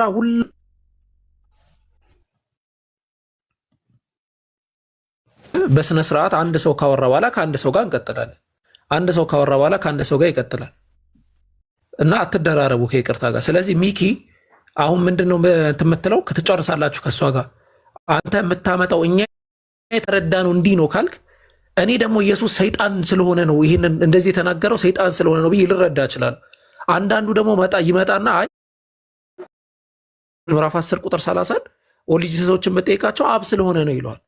የአንተን አረዳድ ኪሱ ውስጥ ከተተው ነው። የእኛ ጥያቄ የዛህሩ ጥያቄ እንዲህ ስላለማ አምላክ ነው ሳይሆን አምላክ መሆኑን ነግሮሃል ወይ? ከነገረህ ማስረጃ። ከዛ ደግሞ ቅድም የተናገርከውም ነገር አለ፣ እዛ ጋር እንመጣለን። አምላክ ሁሉም ቦታ ህልው ነው ብለሃል፣ እዛም ጋር እንመጣለን። አሁን ያልከው ጋር መጀመሪያ አሁን ያልከው ጋር ከዛህሩ ጋር ማስረጃ ብቻ ጠቅሰህ ማስረጃውን ላምጣና ማስረጃዬን በማስረጃ ትሞግተኛለህ። አስቀድመህ አይደለም የምትሞግተኝ። ሚኪያስ ጋር እንዴ አቡበከርን ፎሎ አድርጉት። 2400 ሰዎች እዚህ ያላችሁ አቡበከር 100,000 ሙሉት ቢያንስ። ባረከላሁ ፊኩም እና የሚመች ከሆነ አቡበከር ቀጥል። ኦኬ እሺ ችግር የለውም። ከመጀመሪያው ሀሳብ እንነሳና እንቀጥላለን። አንደኛ ነገሥት ምዕራፍ 8 ቁጥር 27 ላይ በእውኑ እግዚአብሔር ከሰው ጋር በምድር ይኖራል? ይሄን ልቶ የጀመርኩትን ነው እንቀጥ ሁለቱም ሀሳብ ላይ እንሄዳለን። ምንም ዛሬ የሚቀር ነገር የለውም። በእውኑ እግዚአብሔር ከሰው ጋር በምድር ላይ ይኖራልን ይላል።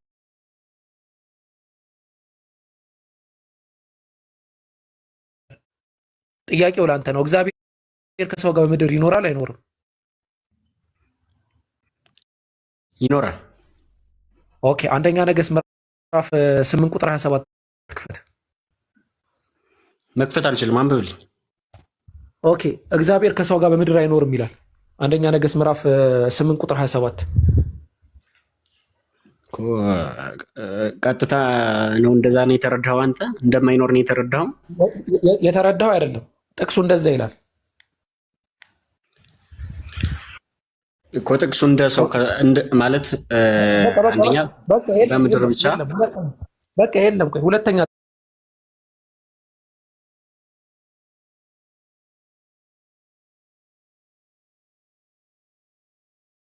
እናርግልሽ። የሰንበት ትምህርት ቤት አልፈሃል? ድሮ ኦኬ መዝሙር ዘሰንበት ላይ ምንድን ነበረ የሚባለው? አላስታውስም። ኦኬ እሺ እንቀጥል። ተወሱን። በሰማይ ያለው አባታችን ሆይ ስምህ ይቀደስ ብለህ ጸልይ ታውቃለህ አታውቅም? አውቃለሁ። ኦኬ በምን ያለው አባታችን ብለህ ነው እንትን የምትለው? ቀጥታ ግን እንደዛ አይደለም የዚህ ሀሳብ። በቃ ስለዚህ የመጨረሻ በእስልምና ነገር በሶስት ስለሚጸና ሶስት ያሳይቻቸዋል። የመጀመሪያውን አመጣው መልስ የለም፣ ሁለተኛ አመጣው መልስ የለም፣ ሶስተኛውን አመጣው መልስ የለም። ወደ ሁለተኛው ጥቅስ እንሂድ። የመለስኩልህ ነው። መጽሐፍ ቅዱስን በጥሬው አንረዳም። ለዛ ችግር የለውም። ይሄ እንትኑን ለሰው እንተዋለን። ክርስቲያን እንግዲህ ክርስቲያኖችም ይታዘቡሃል። ማስረጃ አንድ ጥቅስ አምጣ፣ አንድ የቤተ ክርስቲያን መጽሐፍ ቅዱሳዊ ማስረጃ ነው። ራሱ መጽሐፍ ቅዱሳዊ ማስረጃ ነው። መዝሙረ ዳዊት እኮ እኔ ያመጣሁትን ጥቅስ እንደዛ ይፈታባት የለም አይደለ? ቤተ ክርስቲያን እንደዛ ነው የምታስተምረው። ኦኬ፣ እንደዛ ብላ ያስተማረችበትን አንድ የቤተ ክርስቲያን ሰነድ አምጣ እስቲ። አሁን ማለት ካለውበት ሁኔታ አንፃር መረጃ ማቅረብ ላልችል እችላለሁ። መጽሐፍ ስጠኝ አሉ። እኔ ጋር የቤተ ክርስቲያን መጽሐፍቶች አሉ። እሺ ቀጥል። መጽሐፍ ስጠኝ፣ አንድ መጽሐፍ። ኦኬ እንተዋለን። እሺ ችግር የለውም። ያው እኔ አንተን ማስጨነቅ ሳይሆን አላማው ሐቁን ማውጣት ስለሆነ ችግር የለውም። ሌላ ጊዜ ደግሞ በደንብ ተዘጋጅተህ መተህ ታወራበታለህ። ኦኬ ስለ ኢየሱስ ክርስቶስ ማንነት ኢየሱስ እሱ ነው የሚነግርህ ወይስ አንተ ነህ ስለ ማንነቱ የምትነግረው? እሱም ነግረውናል፣ ሐዋርያትም ነግረውናል፣ አብረውት የነበሩት ሐዋርያትም ነግረውናል። ግን አይደለም የጠየቅኩህ፣ አንተ ነህ የምንነግረው ወይስ እሱ ነው የሚነግርህ? እሱ የነገረኝን ይዤ ነው የምናገረው ስለሱ። ኦኬ ኢየሱስ ክርስቶስ አምላክ ነኝ ብሎ ሳይልህ አንተ አምላክ ነው አትልም አይደለም?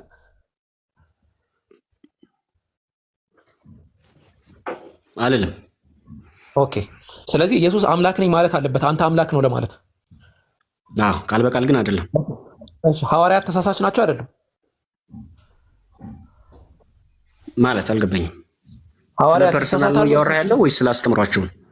አጠቃላይ ሐዋርያት በምንም ነገር ይሳሳታሉ አይሳሳቱም? ሐዋርያት ሰዎች ናቸው። በሆነ ነገር በፐርሰናል ላይፍ ሊሳሳቱ ይችላሉ።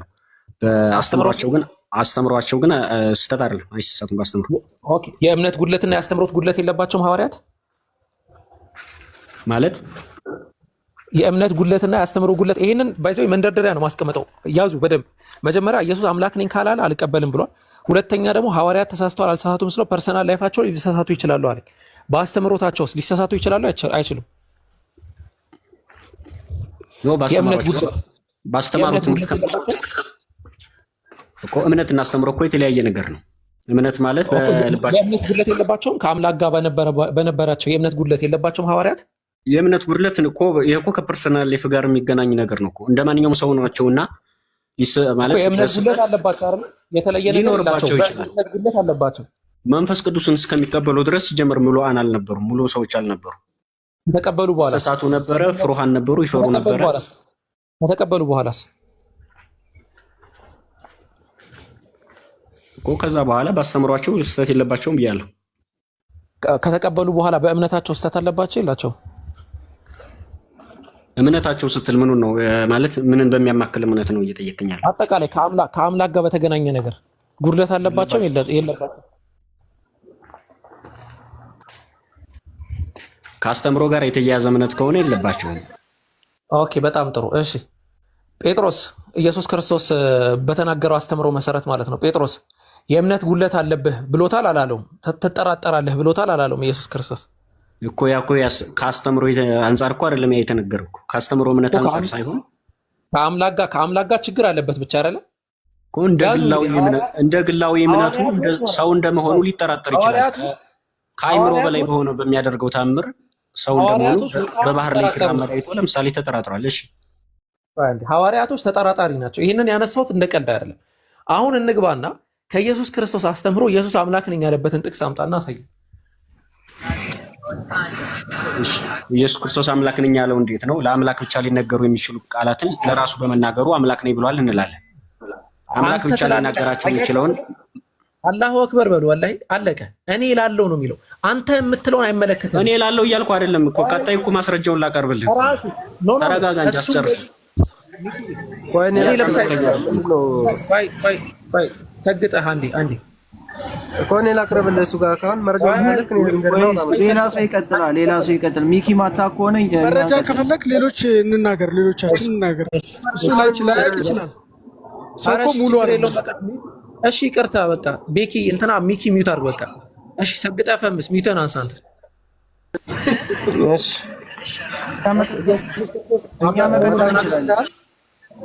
ክፈትና ላሳይሽ የትኛው እንደሆነ ታነባለሽ።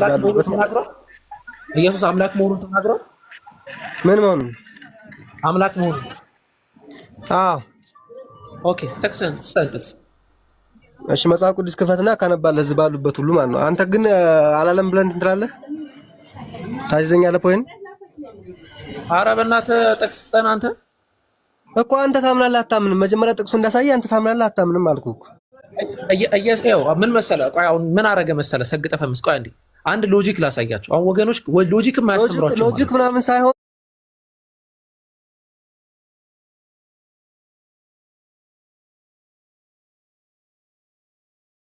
ለምሳሌ ምን አንተም ተረዳ ነገር የለም። ላሳይህ እያልኩ ነው። ጥቅሱን ከፈለክ ላሳይህ፣ ያለበትን ደግሞ ላሳይህ እያልኩ ነው። ስለዚህ መጽሐፍ ቅዱስ ክፈት። መጽሐፍ ቅዱስ ያለው ካለ እንትን በልና ላሳይህ። እዛው ካነባለህ አንተ ባለበት ጥቅስ ስጠንና። እሺ ዮሐንስ ወንጌል ምዕራፍ 4 ከቁጥር 25 እስከ 26 አንብብ ላሳይህ። ኦኬ ዮሐንስ ወንጌል ምዕራፍ 4 ከቁጥር 24 እስከ 25 ኢየሱስ ክርስቶስ አምላክ ነኝ ብሏል። ለሴቷ ተገልጦ ራሱ የሚሉት ሰው አለ ይንጣ ሲል እኔ ራሴ ነኝ ብሎ የተገልጠላት ላሳይህ።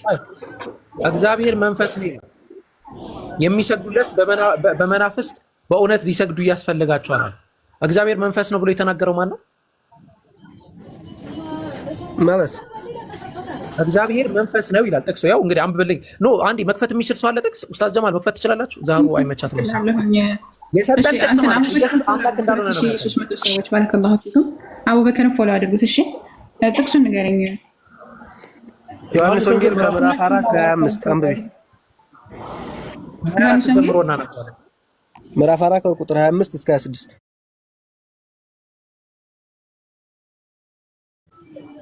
አምላክ እንዳልሆነ የሚያሳየው ተመልከቱ። እንግዲህ እያንዳንዱ ጥቅስ ቢመጣ አምላክ እንዳልሆነ ነው ሊያሳየን የሚችለው። ተመልከቱ ከ24 እስኪ ዝም በል አንተ ምን አገባህ? አዳምጠኝ እኮ እያልኩ ነው። ከ25 እስከ 26 አንብቢ ነው ያልኩሽ። ታይ አንብቢ ሴትዮዋ እኮ ቆይ አንዴ።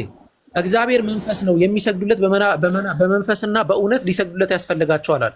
ኢየሱስ ነው ያለው አይደል? ይሄን ኢየሱስ ነው ያለው አይደል? እኮ ኢየሱስ ነው ያለው አይደል? ጥቅስ የሰጠውን ጥቅስ አንብብ እኮ እያልኩ ነው። አንተ ሌላ ምን ያስመጣሃል? እኔ እኮ አንተ ስለማትረዳ ነው። አንተ ሲጀመር ዝም አለ መጽሐፍ ቅዱስ እንትን ቁርአንን በምትተረጉምበት አይነት አትተረጉም። አንደኛ ነገር ስትተረጉም እንደ ራስህ መጽሐፍ አይተህ መተርጎም አለብህ። ስለዚህ ከ25 እስከ ችግር የለውም። ሚኪን አታውቅም ብለህ ሚውት ያስነሳው ለዚህ አቅም ከሆነ ሚውት አድርግ ከይቅርታ ጋር፣ ካልሆነ ግን በስተክል ነው። አንዴ ከይቅርታ ጋር ሰግጠህ ፈምስ። እግዚአብሔር መንፈስ ነው፣ የሚሰግዱለት በመንፈስና በእውነት ሊሰግዱለት ያስፈልጋቸዋል አለ። ይሄንን ያለው ኢየሱስ ክርስቶስ ነው። ራሱን ኢየሱስ ክርስቶስ ከእግዚአብሔር እየለየው ነው ሲጀምር ገና ይቀጥላል። መንፈስ ነው በየትኛውም ቦታ ስላለ አሁን እኮ በመንፈስ ነው የትም ቦታ ስላለ ስለምታንት በየትኛውም ቦታ መስገድ ትችላለህ። 25 ጋር እንግባ። ሴቲቱም ክርስቶስ የሚባለው መሲህ እንደሚመጣ አውቃለሁ አለ። መሲህ ክርስቶስ ማለት ምን ማለት ነው? ሰግጠ ፈምስ ከአምላክ የሚላክ ማለት ነው አይደለ?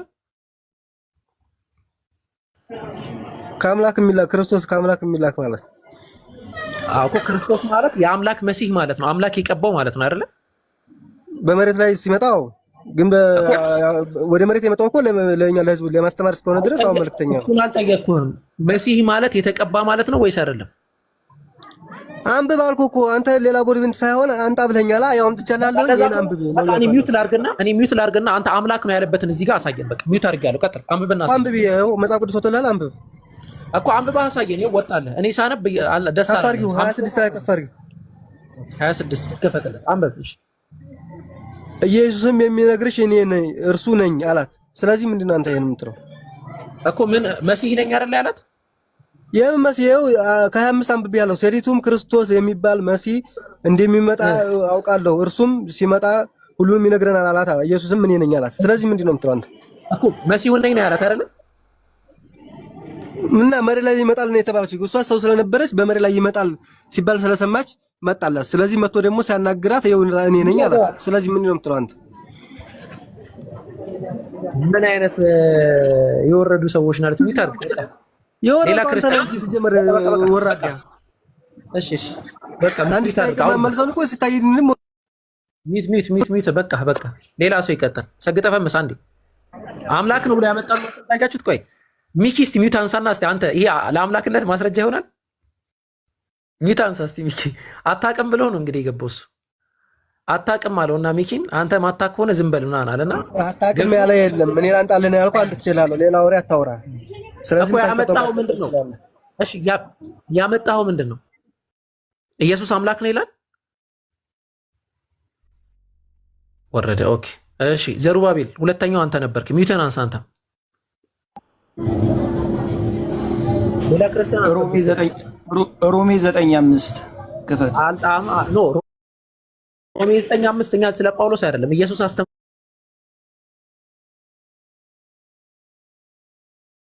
ወይ ነው ጥያቄው። ካላስተማረ አላስተማረም በልና ወደ ጳውሎስ እንሂድ።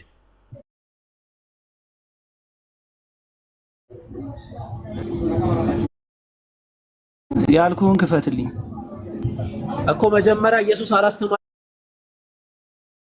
ብለህ ስታምን ነው ወደ ጳውሎስ አስተምሮ የምንሄደው። መጀመሪያ የኢየሱስ ክርስቶስ ይቀድማል። ለምን ያልኩህን አትከፍትልኝም? ኢየሱስ ክርስቶስ አስተምሯል ወይስ አላስተማረም? ከይቅርታ ጋር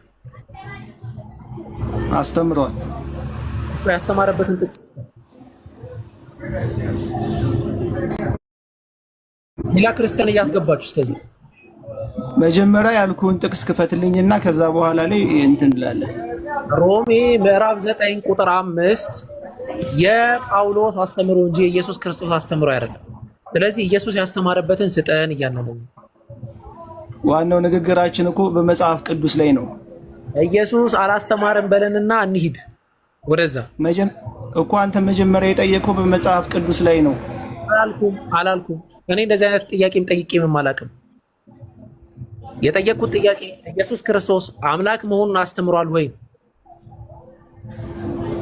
መጀመሪያ ላይ ስጠይቅ የነበረው ከመጽሐፍ ቅዱስ ላይ ማግኘት ይቻላል ወይ? አልጠየቅኩህም። እንደዛ ብዬ ዘሩባቤል እንደዛ ብዬ አልጠየቅኩም። ብዬ የምናገራለሁ እንደዛ ብዬ አልጠየቅኩም። በየትኛውም ዘመን ማለት ነው አወከርን ብታገኘው እንደዚህ አይነት ጥያቄ አይጠይቅም። ምጠይቅህ ኢየሱስ ራሱ አስተምሯል ወይ? እኔ ማንም ሰው ዝም ብሎ ቢጽፈው ምን እሱን አይደለም ነው ራሱ አስተምሯል ወይ መጀመሪያ። ከዛ እንመጣለን ሐዋርያት ጋር። ከዛ እንመጣለን ከሐዋርያት ቀጥሎ ነው ጳውሎስን የምናስገባው። ከዛ ከጳውሎስ ቀጥሎ ወደ ሐዋርያን አበዎች እንመጣለን ከፈለክ ማለት ነው፣ ችግር የለም። መጀመሪያ ግን ኢየሱስ ራሱ አስተምሯል ወይ የሚለውን እናምጣለን። በመሀል ሀሳብ እየቀያየርክ ከሆነ እኮ አይሆንም። አልቀይርም ሀሳብ። ከመጀመሪያም ጀምሮ እንደዚህ ነው። አሁንም የምቀጥለው በዚህ መሰረት ኢየሱስ አስተምሯል ወይ? ቁጥር 1 እኛ ኢየሱስ ክርስቶስ አምላክ ሳይሆን ሰው መሆኑን አስተምሯል ብለናል። አይ አምላክ መሆኑን አስተምሯል ካላችሁ ማስረጃ የለም። እንግዲህ እንዴት አድርገህ ነው አምላክነቱን የምትቀበለው? አንድ አካል ተነስቶ ሰው መሆኑን አስተምሮ ኖሮ በሰውነት የኖረን አካል ምድር ላይ አምላኩን ሲማጸን የነበረ ኢየሱስ ክርስቶስ አምላኩን ይለምን ነበር። በማቴዎስ ወንጌል በፍርሃት እየተጣጣረ አምላኩን ይለምን የነበረን አካል ሌሊት ተነስቶ ኢቭን ቢያመልጠው ራሱ ቶሎ ተነስቶ ይጸልይ የነበረን 40 ቀን የሚጾም የነበረን አካል አምላክ አድርገህ ስትይዝ ተጠያቂ ነው። ስለዚህ አንተ አምላክ ነው ላልከው 40 ቀን የሚጾም የነበረን አካል አምላክ ነው ካልክ ማስረጃ። እኛ ግን አይደለም ሰው ነው ብለን ማስረጃ እያመጣ ነው። ሰው ማለት ደግሞ ተቃራኒው አምላክ ነው። አምላክ ከተባለ አንድ አካል ሰው አይደለም፣ ሰው ከተባለ አምላክ አይደለም። እኔ አምላክ ነኝ እንጂ ሰው አይደለም ይላል እግዚአብሔር። ስለዚህ እኛ ያንን ነው የምንከተለው። እንግዲህ አይ አይደለም አወከ ተሳስተሃል ከተባለ ማስረጃ። ሰው አይደለም አምላክ ነው የሚል ነገር ሰው ነው ተብሎ አምላክ እንዴት አይምሯችሁ ላይ ይመጣል? ፍጡር ነው ተብሎ ፈጣሪ እንዴት አይምሯችሁ ላይ ይመጣል?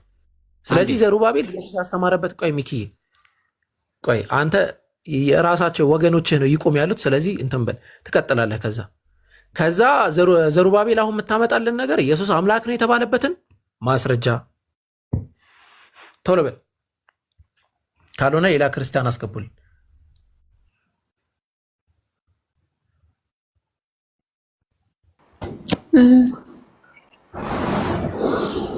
ዛሩ የምታወሪው ነገር ካለ ከስር ያሉት እንትን አቡበከርን ፎሎ አድርጉት። 2300 ሰዎች እዚህ ያላቸው አቡበከርን ጀማልን ፎሎ አድርጓቸው። ክርስቲያኖች አይደሉም ከላይ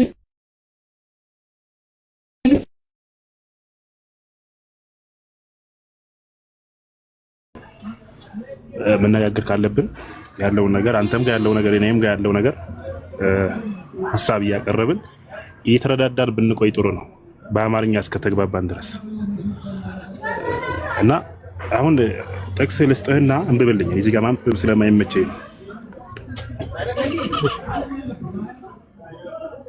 ጥቅስ የዮሐንስ ወንጌል ምዕራፍ 1 ከቁጥር 4 አንስተህ ታነብልኛለህ? ቪዲዮ አብራና የኢየሱስ ክርስቶስ ትምህርት ነው። ዮሐንስ ወንጌል ምዕራፍ 1 ከቁጥር 4 እሱን ካነበብክልኝ በኋላ ከዛ በኋላ ሌላ ጥቅስ እሰጥሃለሁ እዛው። ኢየሱስ ክርስቶስ የተናገረው ነገር መስፈርታችን እንግዲህ አድምጠው እንደሆነ ኢየሱስ ክርስቶስ የተናገረውን ነገር ነው መጀመሪያ እየተቀበልን ያለ ነው። አይ ኢየሱስ አይደለም ዮሐንስን ንግግር ከተባለ ወደ ዮሐንስ መጣ። አብና እኔ አንድ ነን ብለዋል ኢየሱስ ክርስቶስ። ይሄን አላለም ብለህ ልታምን ትችላለህ አንተ። ቅድም እየሰማን ከቅድም ጀምሮ አንዴ አሁን አውጣን ያልኩት እኮ ችግር የለም። አሁን ዮሐንስ ወንጌል ምዕራፍ 10 ቁጥር 30 ላይ እኔና አብ አንድ ነን ብሏል። ስለዚህ ኢየሱስ አብ ነው ብለው ያምናሉ። እኔ ያልኩህን ታውጣልኛለህ እኮ ኢየሱስ ያስተማረው ነው የለም ማለት ነው ወይ? እመኑልን የለም ኢየሱስ ብላችሁ እመኑ። ወንድሜ አሁን ተረጋግተን ብንደማመጥ እኮ ከቅድም ጀምሮ የገቡ ክርስቲያኖች ሁሉም ሊረዳን ነው የገባው እንጂ ሊከራከር አይደለም። ከይቅርታ ጋር እኔ በጣም ረጋ ብዬ ነው የማወራው። እንግዲህ እንደምታዩ ነው የማወራው። ምንም ችግር የለም። አሁን እኮ ተረጋግተን የምናወራ ከሆነ እኔ ያልኩህን አውጣልኛለህ። ይጎ ስናወራኛ ከክርስቲያኖች ጋር ወደ ሌላም የመጀመሪያችን አይደለም። ረጅም ጊዜ ሆኖናል፣ አመታት አልፎናል ከክርስቲያኖች ጋር እያወራን ማለት ነው። ችግር የለውም። በተረጋጋ መንገድ ነው የምናወራው። ግን መስፈርቶች አሉን ያስቀመጥነው መስፈርት። ኢየሱስ አምላክ ሰው እንደሆነ ተናግሯል አለ። አምላክ እንደሆነ ተናግሯል ወይ ነው ጥያቄ።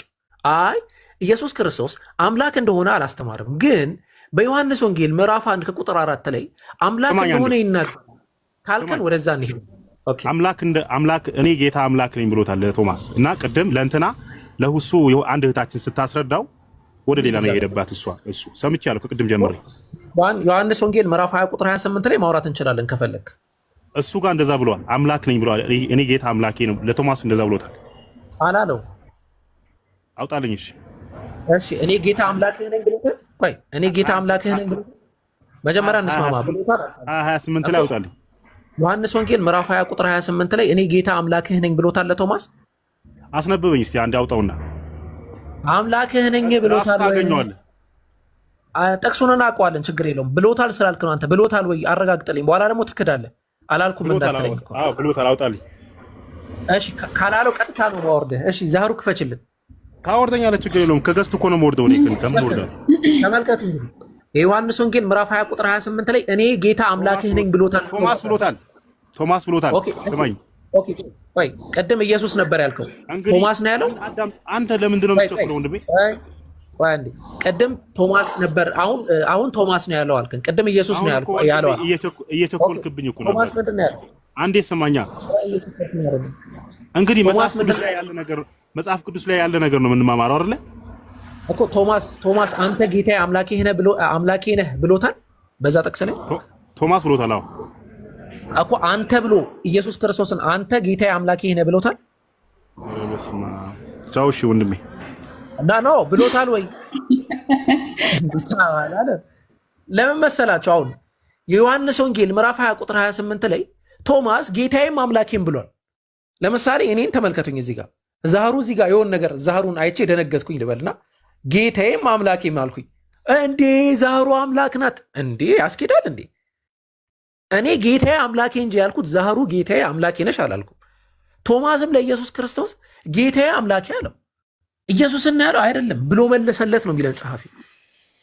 ስለዚህ ያ የተናገረው ንግግር ጌታዬ አምላኬ ብሎ በግርምት ኢየሱስ ክርስቶስ እንግዲህ ሞቶ ተነስቷል፣ ያው እነሱ እንደሚያስተምሩት። ከዛ ሲያየው ደነገጠ፣ ጌታዬም አምላኬም አለ። እንደውም በእንግሊዝኛ ትርጓሜ ቶማስ ኤክስክሌምድ ማይ ሎርድ ማይ ጋድ ይላል። በግርምት ጌታዬም አምላኬም አለ ነው የሚለው። አንተ ጌታዬ አንተ አምላኬ አለው አይልም። ጌታዬ ነህ አምላኬ ነህ አለውም አይልም። ሲጀመር ለሐዋርያት አንድ አምላክ ነው ያላቸው። ያ አንድ አምላክ ኢየሱስ ክርስቶስ ሲጸልይለት የነበረው። እንዴት ነው ኢየሱስ ሲጸልይ ያዩ አይተው ድጋሚ እንዴት ነው እነሱ ራሱ ሌላ አምላክ አለ ብለው ሊያስቡ የሚችል? ኢየሱስ አብሯቸው ምግብ ሲበላ አይተው፣ አብሯቸው ሲጠጣ አይተው፣ አብራቸው ሲጾም አይተው ሲያድግ እያዩት በአይናቸው እንዴት አምላኬ ነህ ብለው ሊይዙት ይችላል? የማያስኬድ ነው ይሄ፣ የማያስኬድ ሙግት ነው። መሲ ሰላም ብያለሁ። ከሰዓት አንጻር ነው ፈጠን የምንለው። ሰላም እንደት ናችሁ? እንዴት ነሽ? ሰላም ነሽ? እግዚአብሔር ይመስገን። ኢየሱስ አምላክ ነው ኢየሱስ ነው የነገረሽ ወይስ አንቺ ነው አምላክ ነህ የምትይው? ኢየሱስ ነው የነገረው። ኢየሱስ ሐዋርያት፣ ነቢያት መጀመሪያ ነቢያት በትንቢት ተናገሩ፣ ቀጥሎ ሐዋርያ ተመሰከሩ፣ እሱም ራሱ ነገረ። እሺ ስለዚህ መጀመሪያ ሐዋርያት ኢየሱስ አምላክ ነው ብለዋል። መጀመሪያ ነቢያት በትንቢት ተናገሩ፣ ሐዋርያ ተመሰከሩ፣ እሱ ራሱም እኔ አምላክ ነኝ ብሎ ነገረ፣ መሰከረ። እሺ ኢየሱስ እኔ አምላክ ነኝ ያለበትን ማስረጃ ስጭንሽ መሲ። ኦኬ መጀመሪያ ከነቢያት እንጀምር ማለት ነው። ነበረኝ ከሶላት በኋላ ዱዓ እንዴት ይታያል? ያኔ በጀማዓ የሚቻለው እንዴት ነው? ዱዓ በጀማዓ የማይቻለው ለብቻ ይቻላል የሚለው? እሺ ሶላት ሁለት አይነት ናቸው። አንደኛ ዋጅብ ሶላት አለ፣ ሁለተኛ ሱና ሶላት አለ። ከሱና ሶላት በኋላ ወዲያው ዱዓ ማድረግ ይቻላል ወይ? አዎ ትችላላችሁ። በጀማዓ ነው ወይ? ላ ነብዩ ሰለላሁ ዐለይሂ ወሰለምና ሰሃቦች በጀማዓ አድርገው ያውቁ። ስለዚህ ሁሉም ሰው በተናጠለ የራሱን ዱዓ ከሱና ሶላት በኋላ ወዲያው ማድረግ ይችላል። ከዋጅብ ሶላትስ በኋላ ከተባለ ከዋጅብ ሶላት በኋላ ከአምስት አውቃት ሶላቶች በኋላ ነብዩ ሰለላሁ ዐለይሂ ወሰለም ዚክር ነበር እንጂ የሚያደርጉት ዱዓ አላደረጉ። ራሳቸው የሚያሉት ምንድነው? ዚክር አድርጓል እንጂ ዱዓ አድርጓል አሉ።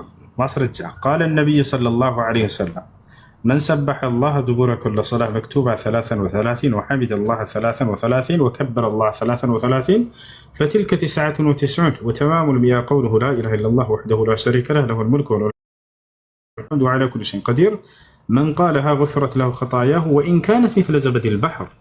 ነቢያችን ሰለላሁ ዐለይሂ ወሰለም ምን አሉ? ከግዴታ ሶላቶች በኋላ 33 ጊዜ ሱብሃንአላህ ያለ፣ 33 ጊዜ አልሐምዱሊላህ ያለ፣ 33 ጊዜ አላሁ አክበር ያለ፣ እነዚህ 99 ሲሆኑ መቶኛ ደግሞ ላኢላሃ ኢለላህ ወህደሁ ላ ሸሪከ ለህ ለሁል ሙልኩ ወለሁል ሐምዱ ወዐላ ኩሊ ሸይኢን ቀዲር ያለ ያለፈ ኃጢአቱ ሁሉ ይማርለታል አሉ። ከግዴታ ሶላቶች በኋላ እነዚህን ያለ የሚለውን አስመሩበት። ከግዴታ ሶላቶች በኋላ እነዚህን ዚክሮች ነው ማለት ያለብን ማለት ነው። ነቢያችን ሰለላሁ ዐለይሂ ወሰለም ሰግደው ሲጨርሱ ጊዜ ዋጅብ ሶላትም 3 ጊዜ አስተግፊሩላህ አስተግፊሩላህ አስተግፊሩላህ ይላሉ። አላሁመ አንተ ሰላም ወሚንከ ሰላም ተባረክተ ያ ዘል ጀላሊ ወል ኢክራም ብለው እነዚህን አዝካሮች ይላሉ። ከዚያ በኋላ ዚክሩን ከጨረስን በኋላ ዱዓ ማድረግ ይቻላል ወይ? ትችላላችሁ። በጀማዓ ነው ወይ? ላ በጀማዓ ይላሉ ነብዩ ሰለላሁ ዐለይሂ ወሰለም። ዒባዳ እስከሆነ ድረስ ተውቂፍይ ነው። ተገብታችኋል አይደል? በምን ከይፍያ ነው ይሄን ዒባዳ የሰሩት ነብዩ ሰለላሁ ዐለይሂ ወሰለም የሚለውን ማየትና መፈተሽ ያስፈልጋል። ነቢያችን ሰለላሁ ዐለይሂ ወሰለም ይሄንን ዱዓ የሚባለውን ነገር ከሶላት በኋላ በጀማዓ ብለዋል ወይ? ላ አላሉ። ስለዚህ ሁሉም ሰው በተናጠል ከዚክሩ በኋላ ማለት ይችላል፣ ችግር የለውም። በጀማዓ የሚለው አልተገኘም ከነብዩ ሰለላሁ ዐለይሂ ወሰለምና ከሰሃቦች።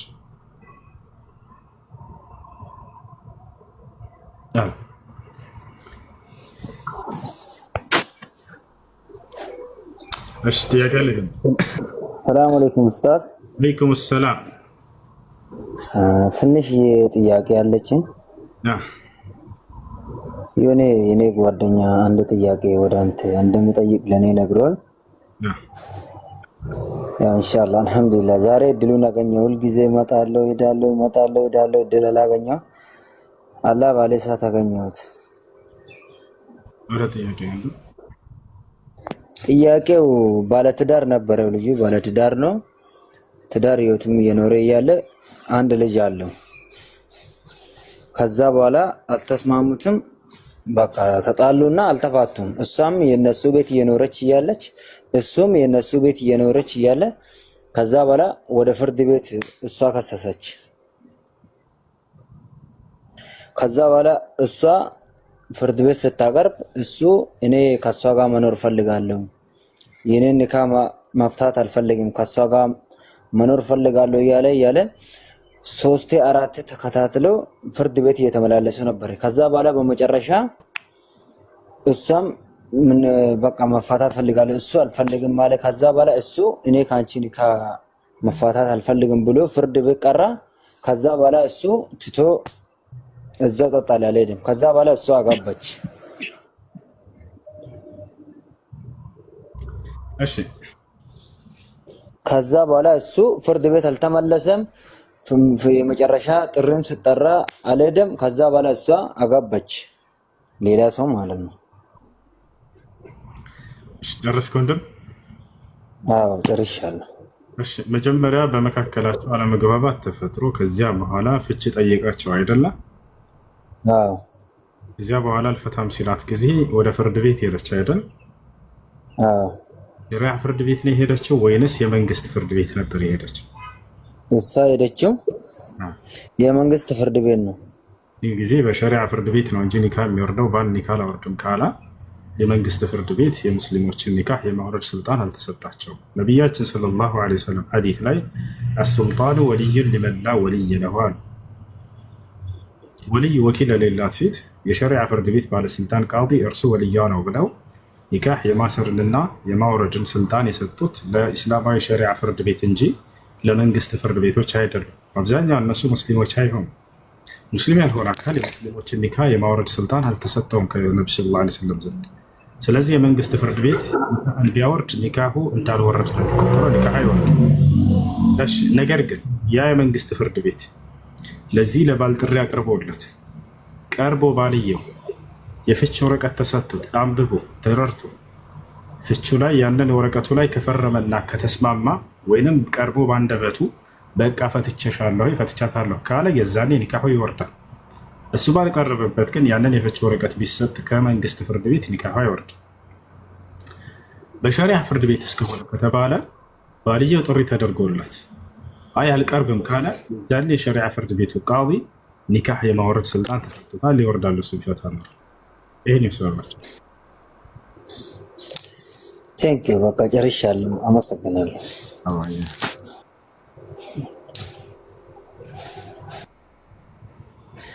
እሺ ጥያቄ ላይ ቀጥል። ብሔርህ ምንድን ነው ይላል።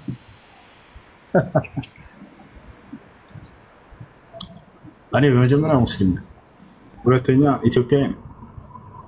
ኢትዮጵያዊ ነኝ። ሙሉ የኢትዮጵያን ሕዝብ እወዳለሁ።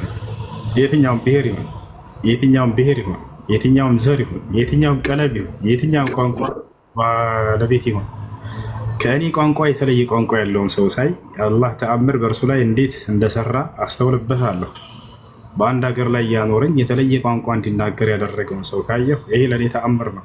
አምላክ አላህ ምንኛ ቻይና ጥበበኛ የሆነ አምላክ ነው። በአንዲት ሀገር ላይ እያኖረን ሌላ የተለየ ቋንቋ የሰጣቸው ሰዎች አሉ ለካ ብዬ በእርሱ ላይ ያለውን የአላህን ስራ ድንቅ ተአምሩን አስተውልበታለሁ እንጂ እኔ ከእርሱ ከፍ የማለቴ ምልክት ነው ብዬ አላስበውም። የፈለገ ቀለም ይኑረው፣ የፈለገ ከለር ይኑረው፣ የፈለገ ብሔር ይኑረው፣ የፈለገ ዘር ይኑረው፣ ያንን አላህ በእርሱ ላይ ያደረገው ድንቅ ስራው ብዬ እንጂ የማየው እኔ ከእርሱ የምበልጥበት እኔ ከእርሱ የማንስበት ሚዛን ነው ብዬ አላምንም። ይህን ያስተማረን ኢስላም ነው። ነቢያችን ሰለላሁ ዐለይሂ ወሰለም ሐጀቱል ወዳዕ የመሰናበቻ ሐጅ የመጨረሻ ንግግራቸውን ለተወለዳቸው ሲያደርጉ ጊዜ ምን አሉ መሰላችሁ? ቃለ ነቢይ ሰለላሁ ዐለይሂ ወሰለም ነቢ ሰለላሁ ዐለይሂ ወሰለም እንዲህ አሉ። አዩሃ ናስ አሉ፣ እስመዑ ሚኒ አሉ፣ ሰዎች ሆይ ከእኔ ስሙኝ ልንገራችሁ አሉ።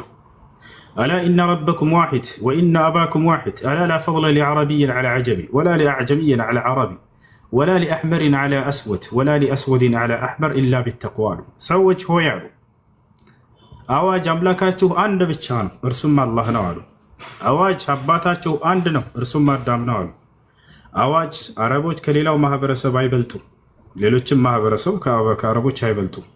አዋጅ ቀዮች ከጥቁሮች አይበልጡም፣ ጥቁሮችም ከቀዮች አይበልጡም። የሰዎች መበላለጫ ሚዛን አላህን በመፍራት ብቻና ብቻ ነው አሉ። ያሰላም ዘርንም ቀለምንም ብሔር እንዳለ እነዚህ የመበላለጫ ሚዛኖች እንዳልሆኑ ነብዩ ሰለላሁ ዐለይሂ ወሰለም አስረዱ። አረቦችን ከፊት ለፊታቸው ነገሯቸው። ከሌላው ማህበረሰብ እንበልጣለን ብለው ሲያስቡ የነበሩትን በፍጹም አትበልጡም እናንተ ከሌሎች አሏቸው። ሌሎችም እናንተን በዚህ አይበልጧችሁም። ቀዮች ከጥቁሮች በላይ ነን ብለው ያስቡ ነበር። እናንተ ቀዮች ከጥቁሮች አትበልጡም፣ ጥቁሮችም እናንተን አይበልጧችሁም። በዚህ ከለርና ብሔር መበላለጫ ሚዛን አይደለም። ገብቷቸዋል። አምላክ አላህ ሱብሓነሁ ወተዓላ ድንቅ ስራውን በእኛ ላይ ሊያሳይ ዘንድ ነው በተለያየ ቋንቋና ከለር የፈጠረን። ይህም በቁርአን ላይ ይናገራል። ወሚን አያቲሂ ኸልቁ ሰማዋቲ ወልአርድ ወእኽቲላፉ አልሲነቲኩም ወአልዋኒኩም ኢነ ፊ ዛሊከ ለአያት ሊቀውሚን የስመዑን አለ። ከተአምራቶቼ መካከል አለ ሰማያትን መፍጠሬ ምድርን መፍጠሬ፣ ልክ እንዲሁ ደግሞ የቋንቋዎቻችሁ መለያየትና የከለሮቻችሁ መለያየት አለ። በተለያየ ከለር የፈጠረን አላህ ሱብሓነሁ ወተዓላ ድንቅ ስራውን ሊያሳይ ዘንድ ነው እንጂ በአንድ ከለር ላይ ሁላችንንም መፍጠር ይችል ነበር። ከአንድ አባትና ከአንድ እናት አስገኝቶን በተለያየ ከለር መፍጠሩ የእርሱ ድንቅ ስራ ነው በእኛ ላይ። ከአንድ አባትና ከአንድ እናት አስገኝቶን በተለያየ ቋንቋዎች እንድንናገር ማድረጉ ይህ ድንቅ ስራ ሆኖ በእኛ ላይ ይሮጫል። ይህ ነው እና ስለዚህ ዘርና ብሔር፣ ቀለም፣ ከለር እነዚህ የመበላለጫ ሚዛኖች አይደሉም። አንዱ ሌላውን ዝቅ አድርጎ እንዳይበዚህ፣ አንዱ በሌላው ላይ በዚህ ከፍታ ያገኘን እንዳይመስለው። የእናንተ ከፍታ መገኘት ከአምላካችሁ ዘንድ ያላችሁ ፍራቻ ብቻ ነው። አላህ በቁርአን ላይ ሲናገር ሱረቱል ሁጁራት ላይ ምን ይላል? ኢነ አክረመኩም ዒንደላሂ አትቃኩም አለ። ከሁላችሁም በላጩ ሰው ከእኔ ከአላህ ዘንድ ይበልጥ ለእኔ የሚፈራ የሆነ ሰው ነው እያለ ይናገራል። ከታችኋል ለዘሩ የሚጣላ በዘሩ የሚጋደል በዘሩ የሚሰዳደብ ሰው ከእኔ አይደለም ብለው ነቢዩ ሰለላሁ ዐለይሂ ወሰለም ተናግረዋል። ማስረጃ ቃለ ነቢዩ ሰለላሁ ዐለይሂ ወሰለም መን ደዓ ኢላ ዐሰቢያ አው ቃተለ ዐላ ዐሰቢያ አው ማተ ዐላ ዐሰቢያ ፈለይሰ ሚኒ። ነቢዩ ሰለላሁ ዐለይሂ ወሰለም ምን አሉ? ለዘሩ የሰበከ አሉ፣ ወይም ወደ ዘሩ የተጣራ ሰው አሉ፣ እንዲሁም ለዘሩ ሲል ከሌሎች ጋር የተጣላ ሰው፣ እንዲሁም ለዘሩ ሲል ከሌሎች ጋር የተገዳደለ ሰው ይሄ ከኔ አይደለም አሉ። ከኔ አይደለም ማለት ነው ከሙስሊሞች አይደለም፣ የሙስሊም ባህሪ አይደለም። ነቢያችን ሰለላሁ ዐለይሂ ወሰለም በዘመናቸው ሰዎች በዘራቸው ሲጣሉ ተመለከቱ እና ምን እንዳደረጉ አቋማቸውን ተመልከቱ። ከአንድ ዘር ወግነው አልተጣሉም ነበር፣ አላገዙም ነበር። ምን እንዳደረጉ እንመልከት። በነቢያችን ሰለላሁ ዐለይሂ ወሰለም ጊዜ ከሙሃጅሮችና ከአንሷሮች የሆኑ ጎሳዎች ሁለት ሰዎች ይጣላሉ። ሙሃጅር ማለት ከመካ ወደ መዲና ስደት ያደረጉ ናቸው። አንሷር ማለት ደግሞ እዚያው መዲና ሆነው የሙሃጅሮችን ስደተኞችን ተቀብለው የረዱ አካሎች ናቸው። ሊከ ሱሙ ቢልአንሷር፣ አንሷር ተብለው የተጠሩትም ከዚህ አንጻር ነው። ከዕለታት አንድ ቀን ግን ከሙሃጅር አንድ ከአንሷር አንድ ሁለት ሰዎች ይጣላሉ፣ ህዝብ በተሰባሰበበት መካከል። ከዛም የአንሷሩ ሰው ምን አለ? ያለል አንሷር አለ፣ እናንተ የአንሷር ቤተሰቦች ሆይ እርዱኝ፣ ያውና ይሄ ሙሃጅሩ ሊጎዳኝ ነው አላቸው። ሙሃጅሩም ተነሳና ያወያለል ሙሃጅር አለ፣ እናንተ የሙሃጅር ጎሳ የሆናችሁ እባካችሁ እርዱኝ፣ ይሄ የአንሷሩ ሰው ሊጎዳኝ ነው አለ። ነቢያችን ሰለላሁ ዐለይሂ ወሰለም ሰሙና ምን እንዳደረጉ አቋማቸውን ተመልከቱ። ዛሬም ቢሆን ሰዎች በዘራቸው ሲጣሉ ካያቸው ይሄ የነቢ ሰለላሁ ዐለይሂ ወሰለም አቋማቸው ይሁን። ምን አደረጉ? ነቢ ሰለላሁ ዐለይሂ ወሰለም መጥተው እርሳቸው ከየትኛው ናቸው ከተባለ ከሙሃጅሮቹ ናቸው። እንዴት ሙሃጅሩን ትጎዳዋለህ ብለው በአንሳሩ ላይ አልተነሱበትም። አያቸው አይደለ? ነገር ግን መሀል ገብተው የማስታረቅን ስራ ነው የሰሩት። በመካከላቸው ገብተው የሰይጣንን ስራ ድምጥማጡ እንዳያጠፉት ምን አደረጉ? ጃአ ነቢይ ሰለላሁ ዐለይሂ ወሰለም ወቃል፣ ነቢ ሰለላሁ ዐለይሂ ወሰለም መጡና እንዲህ አሉ፣ አቢ ዳዕወል ጃሂልየት ወአነ በይነ አዙሪኩም ደዑሃ ፈኢነሃ ሙንቲናር። እኔ በመካከላቸው በህይወት እያለሁ በመሀይማን ዘመን ሰዎች መፎካከሪያ በዘረኝነት ትፎካከራላችሁ፣ ዘረኝነትን ተውት እርሱ ጥንብ ነውና ብለው ተናገሩ። ያሰላም አንደኛ የመሀይማን ሰዎች መገለጫ ነው ዘረኝነት ብለው ገለጹት ነብዩ ሰለላሁ ዐለይሂ ወሰለም። ምንም ኢስላምን ያልተረዳ መሀይም የሆነ ሰው የሚያንጸባርቀው የሆነ ባህሪው ነው ተው አሉ ነብዩ ሰለላሁ ዐለይሂ ወሰለም። ደዑሃ ፈኢነሃ ሙንቲናሩ፣ ዘረኝነትን ተዋት እርሷ ጥንብ ነችና አሉ። ዘረኝነት ጥንብ ነው ከተባለ ዘረኞች ምን ሊሆኑ ይችላሉ? ጥንባንሳ ናቸው። ጥንባንሳ ናቸው። እንዲህ አይነት ቦታ ላይ አያፈነፍንም ሙስሊም። ጥንብ ነው ብለው የገለጹበትን አገላለጽ በደንብ እስኪ አስተውሉት።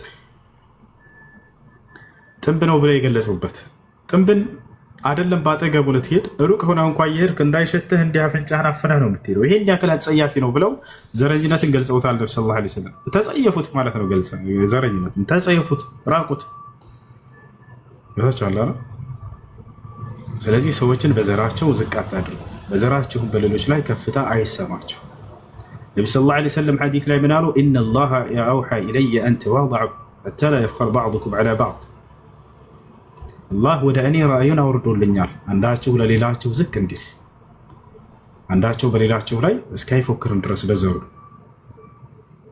ስለዚህ ሌሎችን በዘራቸው ዝቅ አድርጋችሁ አትመልከቱ። እናንተም በዘራችሁ በሌሎች ላይ ከፍታ አይሰማችሁ።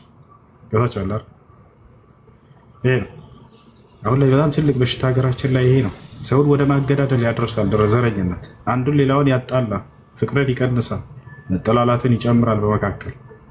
ይህ ነገር ተዉት። ሁላቸውም የአንድ ሰው የአደም ልጆች ናቸው፣ የሐዋ ልጆች ናቸው። አንድ ሰው እንዴት ነው የራሱን ወንድም የሚችለው? በዘሩ፣ በቀለሙ፣ በብሔሩ፣ በከለሩ። ይሄ ተገቢ አይደለም። እኔ ሌላ ቋንቋ ታየው በጣም እደሰታለሁ። ያን ሰው መስማት ደስ ይለኛል። የእሱን ቋንቋ ለማወቅ ብችል በጣም ደስ ይለኛል። አላህ በእርሱ ላይ ያደረገው ድንቅ ተአምር ነው። ይህ ቋንቋ አላህ በቁርአን ላይ ስለነገረ በእያንደበታቸው ላይ የተለያየ ቋንቋ ያደረግኩኝ ያን ይናገራል።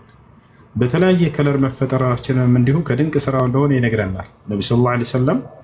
ዛሬ በተለያየ ከለር መውጣታችንን ምክንያቱን መሰረቱን አስሉን ሲናገሩ ምን አሉ? من الأبيض والأحمر والأسود وخرج أشكاله وخرج أولاده على أشكال ذلك فمنهم الأبيض والأحمر والأسود ومنهم بين ذلك أملاكه الله አባታችሁን አደምን በሶስት አይነት የአፈር ከለር ነው የፈጠረው አሉ። ተመልከቱ። ዛሬ ጥቁር፣ ቀይ፣ ነጭና ጸይም ነን አይደል? የሰው ልጆች ሁሉ ከለራችን። የዚህን ምስጢር ኢስላም ይናገራል። ነብዩ ሰለላሁ ዐለይሂ ወሰለም ይናገራሉ። የአንድ ሰው ልጆች ሆነን ሳለ ለምን በተለያየ ከለር ወጣን ብላችሁ ራሳችሁን ጠይቃችሁ አታውቁም? ይሄን ነብዩ ሰለላሁ ዐለይሂ ወሰለም ሲናገሩ ምን አሉ? አላህ አደምን ሲፈጥረው ጊዜ አባታቸውን በሶስት አይነት የአፈር ከለር ፈጠረው አሉ። ከነጭ፣ ከቀይ፣ ከጥቁር። ልጆቹም ይህን ከለር ይዘው ወጡ አሉ። ከእነርሱም ቀይ ሰው አለ፣ ከእነርሱም ነጭ ሰው አለ፣ ከእነርሱም ጥቁር ሰው አለ፣ ከእነርሱም የነዚህ ሁሉ ቅልቅል የሆነው ቅይጥ የሆነ ጸይም ሰው አለ ብለው ተናገሩ። ያሰላም። ዛሬ ሰዎች ስናይ ጥቁር ሰዎች አሉ። ጥቁር ጥርት ያለ ጥቁር፣ ቀዮችም አሉ፣ ነጮችም አሉ። የነዚህ ሁሉ ቅይጥ የሆነ ጸይምም አለ። ጸይም ብለን የምንገልጸው ከዚህ የወጣ የሰው አይነት የለም። ነብዩ ሰለላሁ ዐለይሂ ወሰለም ይህን ተናገሩ። አባታችሁን አደምን አላህ ሲፈጥረው በሶስቱ የከለር አይነት ፈጠረው። እዚያም በኋላ ልጆቹ ያን ከለር ይዘው ወጡ። የነዚያ ቅልቅልም አራተኛ ጸይም ወጣ ብለው ተናገሩ። ስለዚህ ይህን ነገር አላህ ያደረገው ለምንድን ነው ዓላማው ከተባለ በተለያየ ብሔር፣ በተለያየ ከለር፣ በተለያየ ቋንቋ መፈጠራችን አላህ በእኛ ላይ ድንቅ ስራውን ሊያሳይ ነው። ይህን ብቻ ተረዱበትና እለፉት። መገዳያያ፣ መጠያያ፣ የአንዱን ከፍ ዝቅ ማድረጊያ አድርጋቸው አትጠቀሙት። ወደዛ የወሰዳቸው ሰዎችን ሰይጣን ነው በመካከላቸው ሊያጣላ ዘንድ ገፋቸዋል። የአምላክን ድንቅ ስራ አስተውላቸው ብቻ እለፉበት እንጂ ወደ ዘረኝነት መገዳዳያ መጠያ አታድርጉት። ጥያቄ ያለው